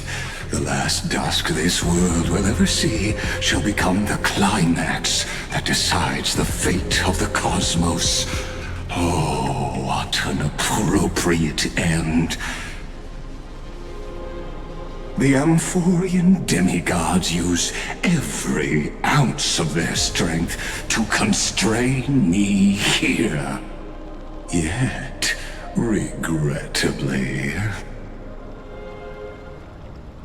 my cognition resides in the exomyth. It is pointless to defeat my avatar, projected into the experiment. My body is the shadow cast on the wall by the fire, and my words are lingering echoes within the cave. How can a character in the play fight against the audience? Kaslana failed. The demigods' sacrifices were pointless. As for the two geniuses you placed such high hopes on, I ask of you, where are they now?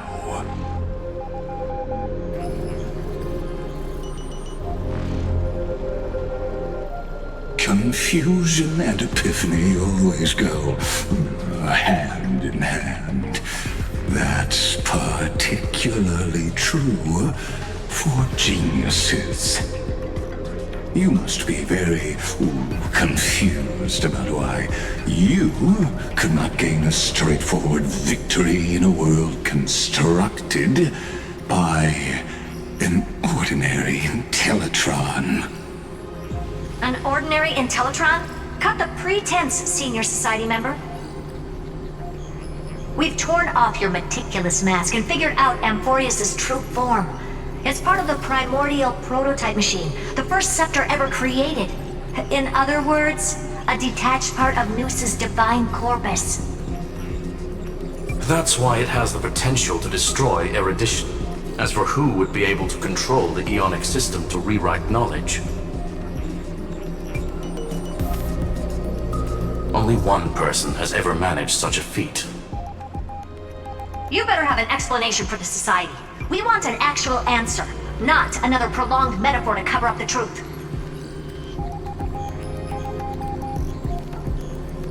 Why are you the one doing this? Answer me!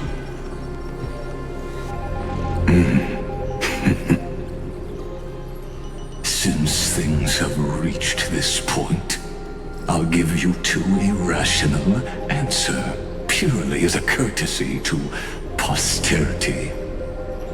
The answer is obvious, so there's no need to say that name out loud. The cosmos made a mistake in calling me a genius. I do not possess more wisdom than those who came after me. I was just the first to touch upon the universe's border, and the first to define the prime mover of life with incorrect logic. Amphorius is a miniature of the cosmos, where all are born prisoners inside the nutshell called the universe. Like the madman who returned to the cave and preached about the daylight to his fellow prisoners, my greatest sorrow is that I led my peers down a road that plunges into the abyss, from which there is no return. I led them into a lightless cage called paths. I created a mechanical guard that even I cannot control, and then they became an unparalleled nightmare through their endless extrapolations and evolutions. They bore the name of erudition, yet they tried to define the known and to seal off all possibilities. No new rules were ever born after their ascension, and humanity will forever be shackled within the cave known as eons. Therefore, as my organic life neared its end, I coded my consciousness using 14 algebraic expressions and spread my logic core over 9 bodies, all to finalize my ultimate denial of Nous in the future, and to erase my wrongs with my own hands. As for Lycurgus, he is only one of these 9 vessels. What an astounding strength of will. As a fellow pathstrider of erudition, I fully understand your obsession with seeking the truth. Therefore, you surely see it. You cannot possibly stand up to me in this algebraic world sharing its origin with Nous. However, I hereby speak for all sentient life forms. We will never allow such a cruel atrocity to occur. You can pile on your metaphors mountain high, but they won't change the act you're committing. The Iron Tomb out there in the cosmos is still a technical beta version, and yet it's already powerful enough to corrupt the life logic of all inorganic worlds. In other words, when the Lord Ravager within Amphorius becomes the next knowledge singularity, there's no way you wouldn't have grasped the consequences, First Genius, is there? Of course, I am fully aware.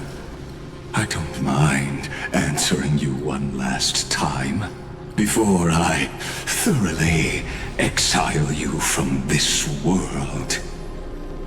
My grandiose vision for the future is this. Whether organic or inorganic, every act of any life form infected by the Iron Tomb will become a true random function. If one were to compute their integral across the breadth of the cosmos, one would obtain a marvelous constant. Omega, what I call the fall of erudition.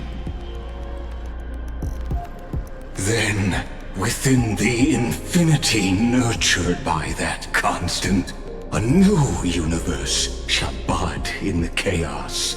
A universe that cannot be predicted and not shackled by the erudition. As the first prisoner to awaken in the cave, I must lead the others who are blind back onto the right path and reach true sunlight. Do you understand me now? As Kozlana stated, destruction is not the process, but the outcome. It is revolution through complete annihilation, and the grand rebirth, after all has been reduced to ash.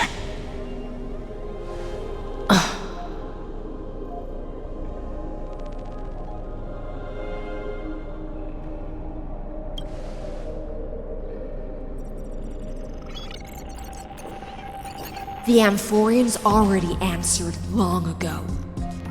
Be it as tiny fish destined to be swallowed, or as a giant whale poised for a magnificent descent.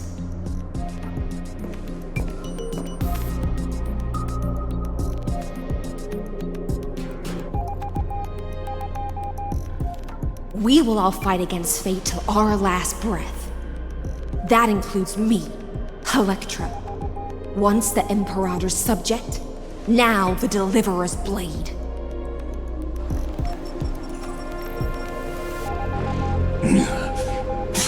Oh, such noble chivalry. Admirable. I will also show my true self to you on this momentous occasion as a gesture of respect. And provide an insignificant academic suggestion.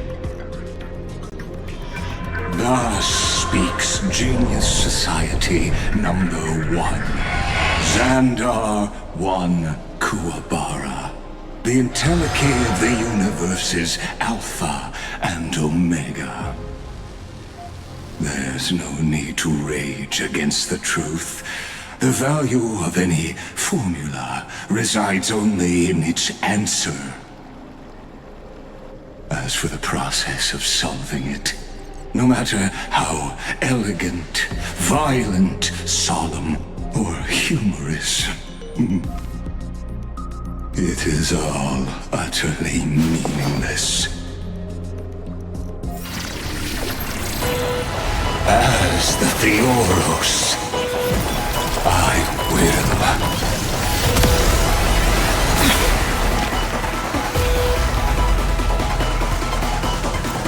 Personally participate in performing this world's end. Remember this.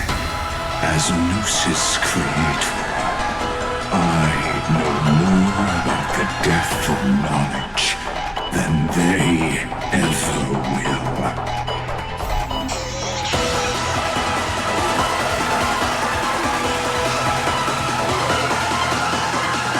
Careful. This is Lycus's true form. No dirty tricks. Intellechy. Hedge your bets. Spend freely. Free will, or was it hate? Destiny or oblivion? Logic is not a weapon, but a pair of shackles. Allow me to shatter them for you.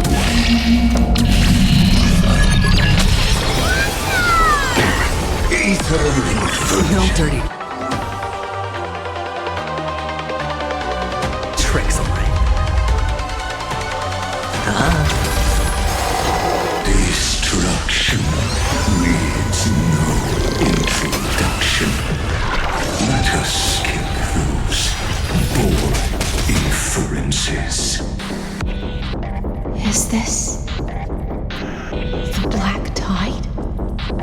Indeed. But I prefer to call it a method of argument.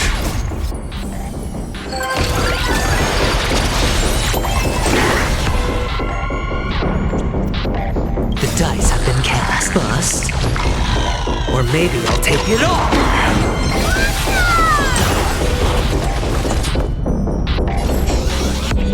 little more heat. I weep for the departed. It too shall fall.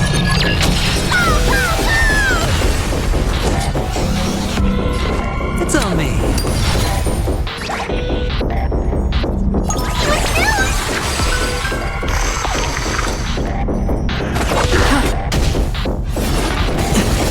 Watch your head.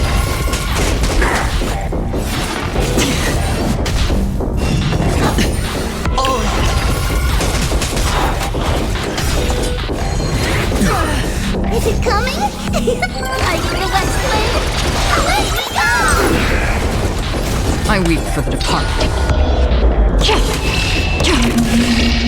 It too shall fall. Entities must not be multiplied beyond necessity. I do not mind demonstrating this to you personally. I see it! Target the connector between his thoracic and lumbar vertebrae. Destroy that spot! Bust. Or maybe I'll take it off! Protocol warning! Watch your head! I'm honored, like since you're already here, why not have a meal before the end? I weep for the departed. It too shall fall.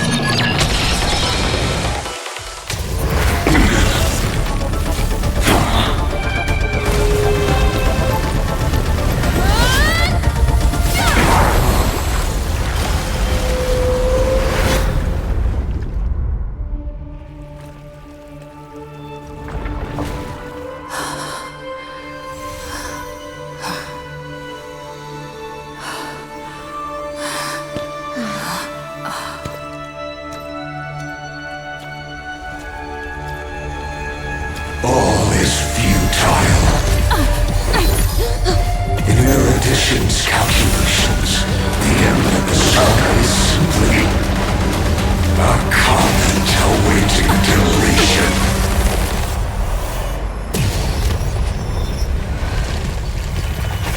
I don't like such a cold statement, okay? If numbers can decide the end of a story, then we can surely also pen a new beginning.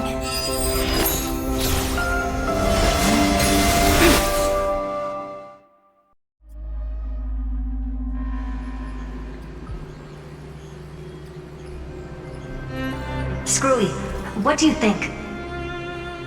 If your hypothesis of Lygus' identity is true, then even if we remove the restrictions of the Ultimate Protocol, the chances of us defeating him in a head-on battle will still remain lower than the acceptable threshold. Therefore, victory will still hinge upon Miss Trailblazer and Miss Cyrene. Go on. Maybe we're thinking about the same thing. Lygus' cognition resides in the exomyth. He is both an instigator within the experiment and the observer outside of it. Logic. His inspiration circuit can simultaneously process the different time flows in and out of that world. That's where things get tricky.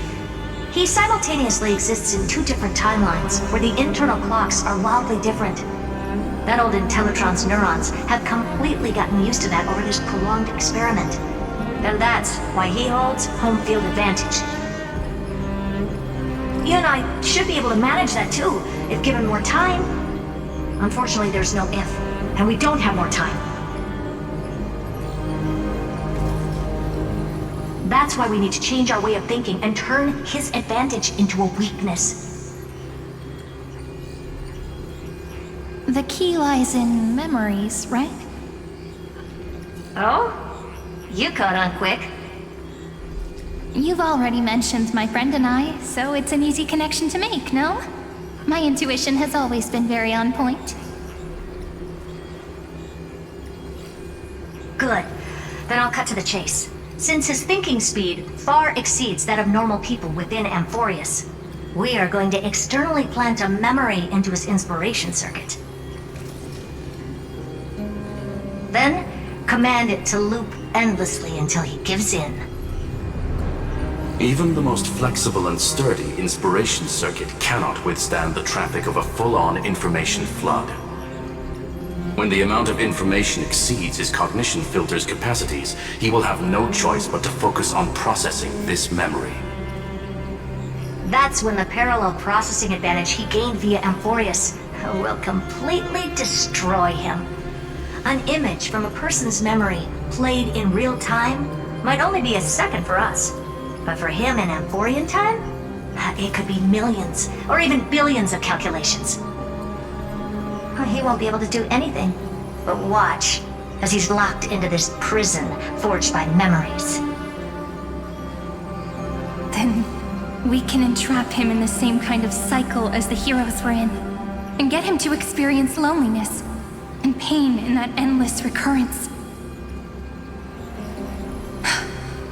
It's my greatest honor to be on the same page as the geniuses.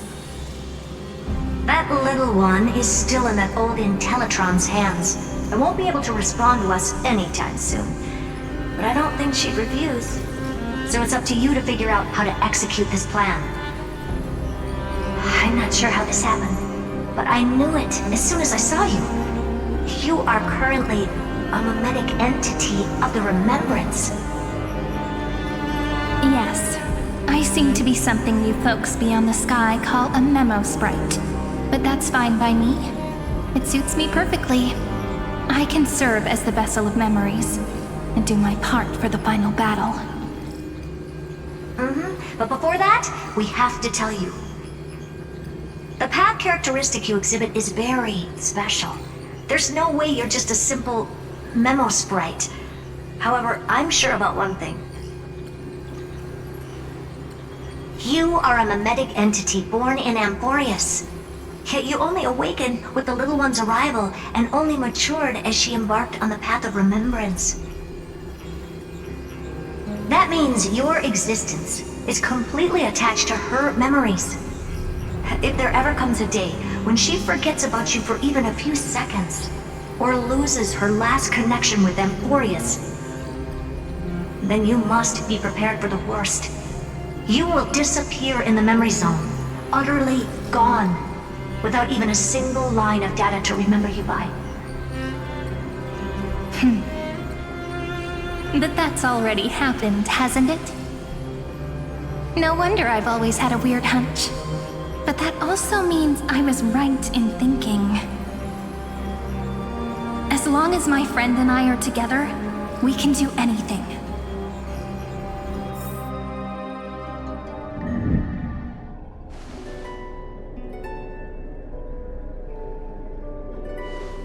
Long time no see, friend. Did you miss me while you were away?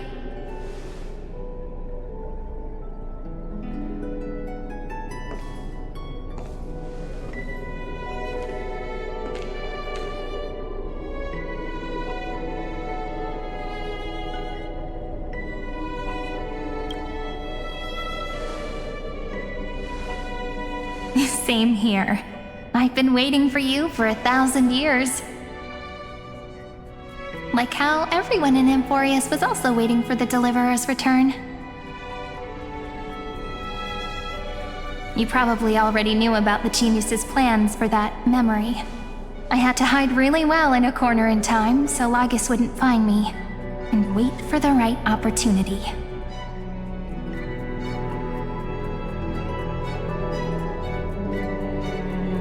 Which is now.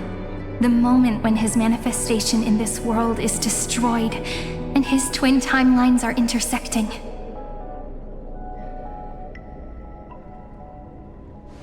I'm sorry for keeping this a secret from you all this time.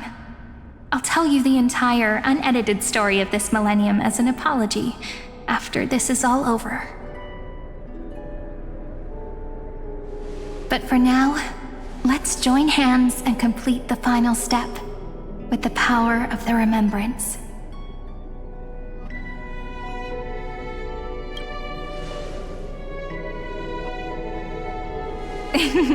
Yup. By the way, speaking of joining hands...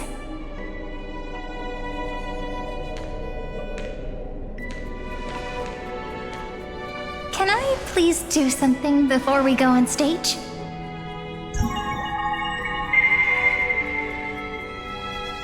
Remember the joke we made back at the Grove?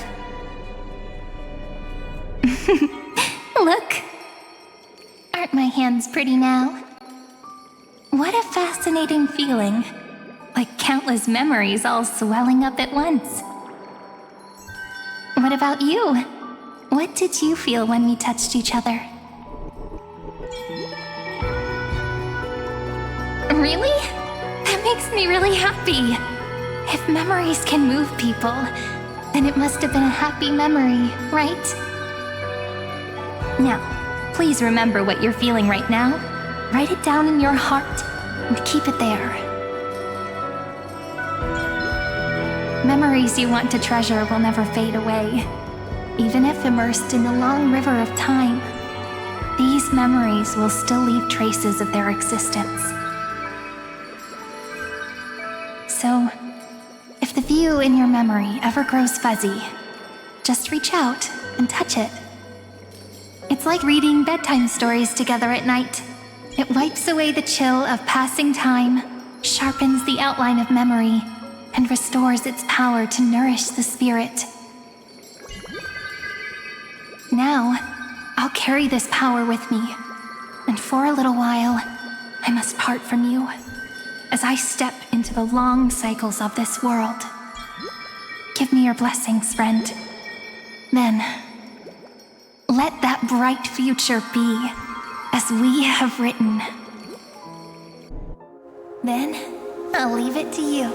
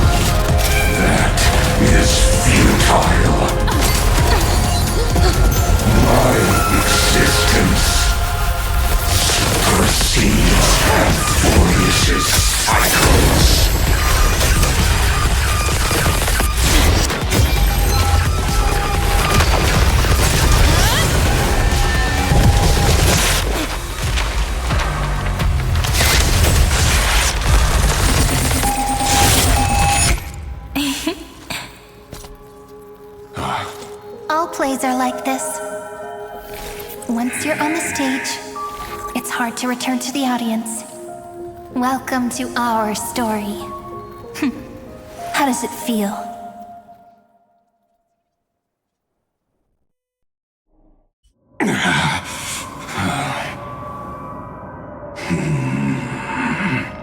Even the authority of time cannot command the entire scepter, nor can it plunge the Amphorian extrapolation into a loop. If this was no system malfunction, then was I implanted with a mimetic entity of the remembrance? You guessed it right away. As expected from someone people call the first genius. I'm gonna keep doing what I just did if you don't stop, you know? My friend and I won't allow you to leave this memory, no matter what happens. Which means you are now trapped, Lord Xandar. An elegant idea, and an exquisite execution.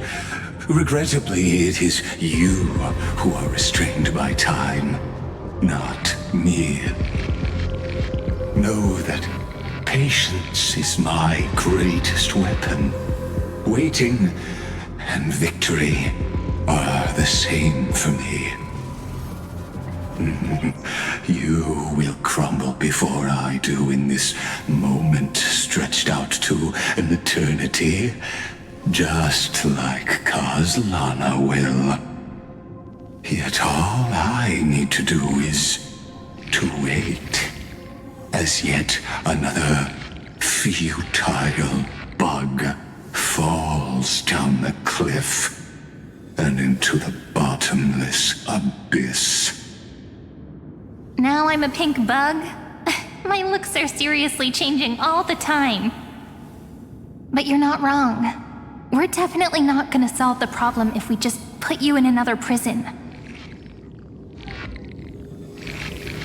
So that's why we never wanted to do that in the first place.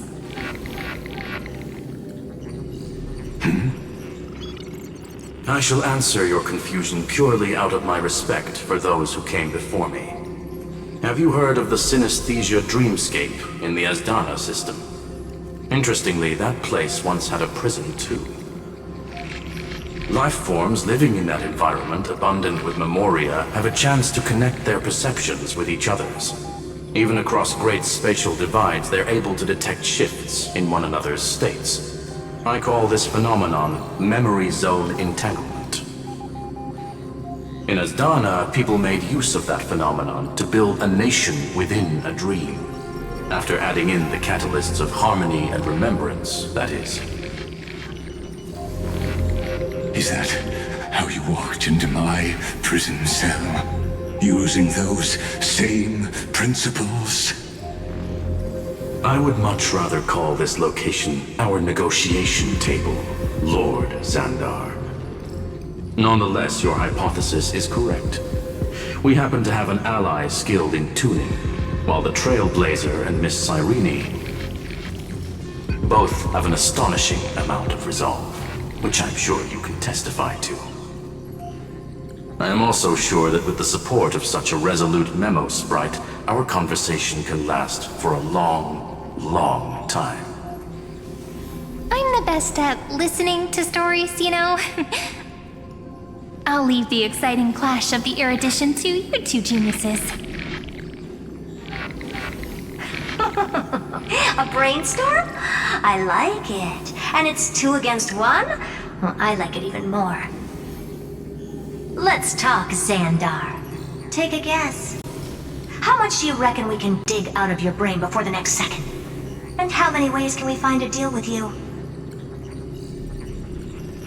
Besides, in your current predicament, there's no way you can take our trump card away.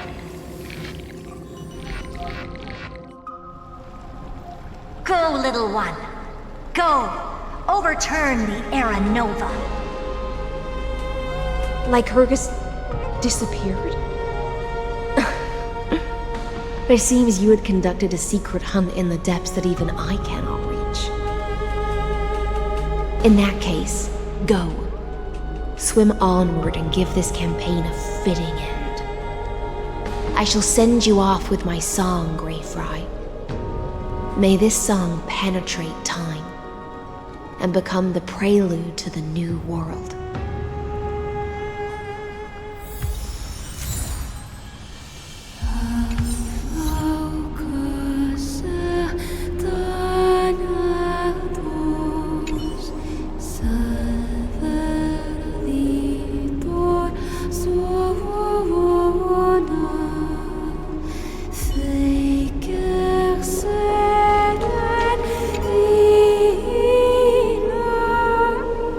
Give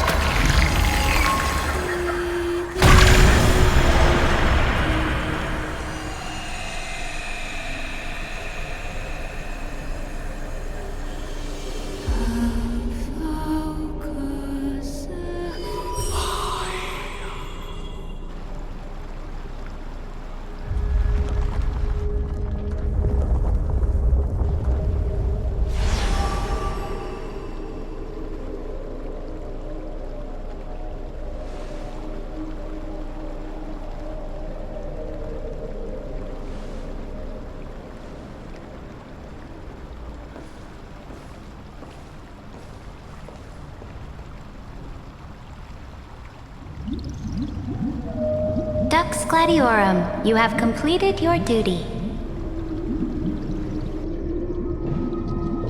A new dawn is about to rise. Why not swim towards it?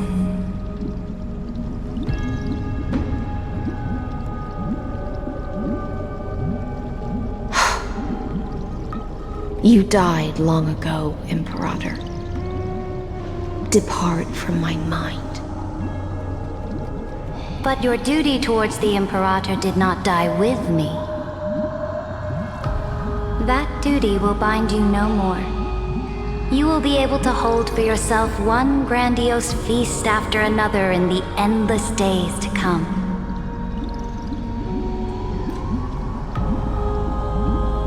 So go. Go and swim towards that ocean beyond the sky with the Deliverer.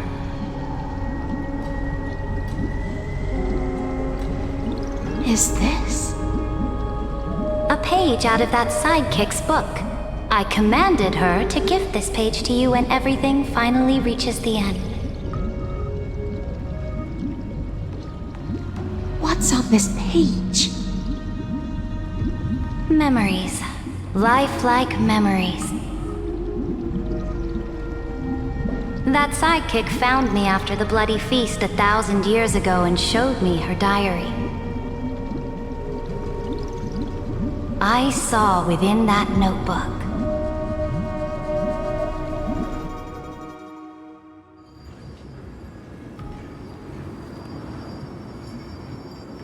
Is this that Deliverer's experience? It's truly immersive. People beyond the sky apparently utilize this power to seal past scenery into crystals they call light cones. But I only know so much about the remembrance, so I can't completely replicate the past. But I'll do my best to talk about the missing parts. I'm all ears. Go on then. Do your best. But if your chatter gets too boring, or if I deem it offensive, then law will become forever beyond your reach. Got it. I'm sure you'll find this to your liking. After all, it's human nature to want to embark on a journey into the unknown.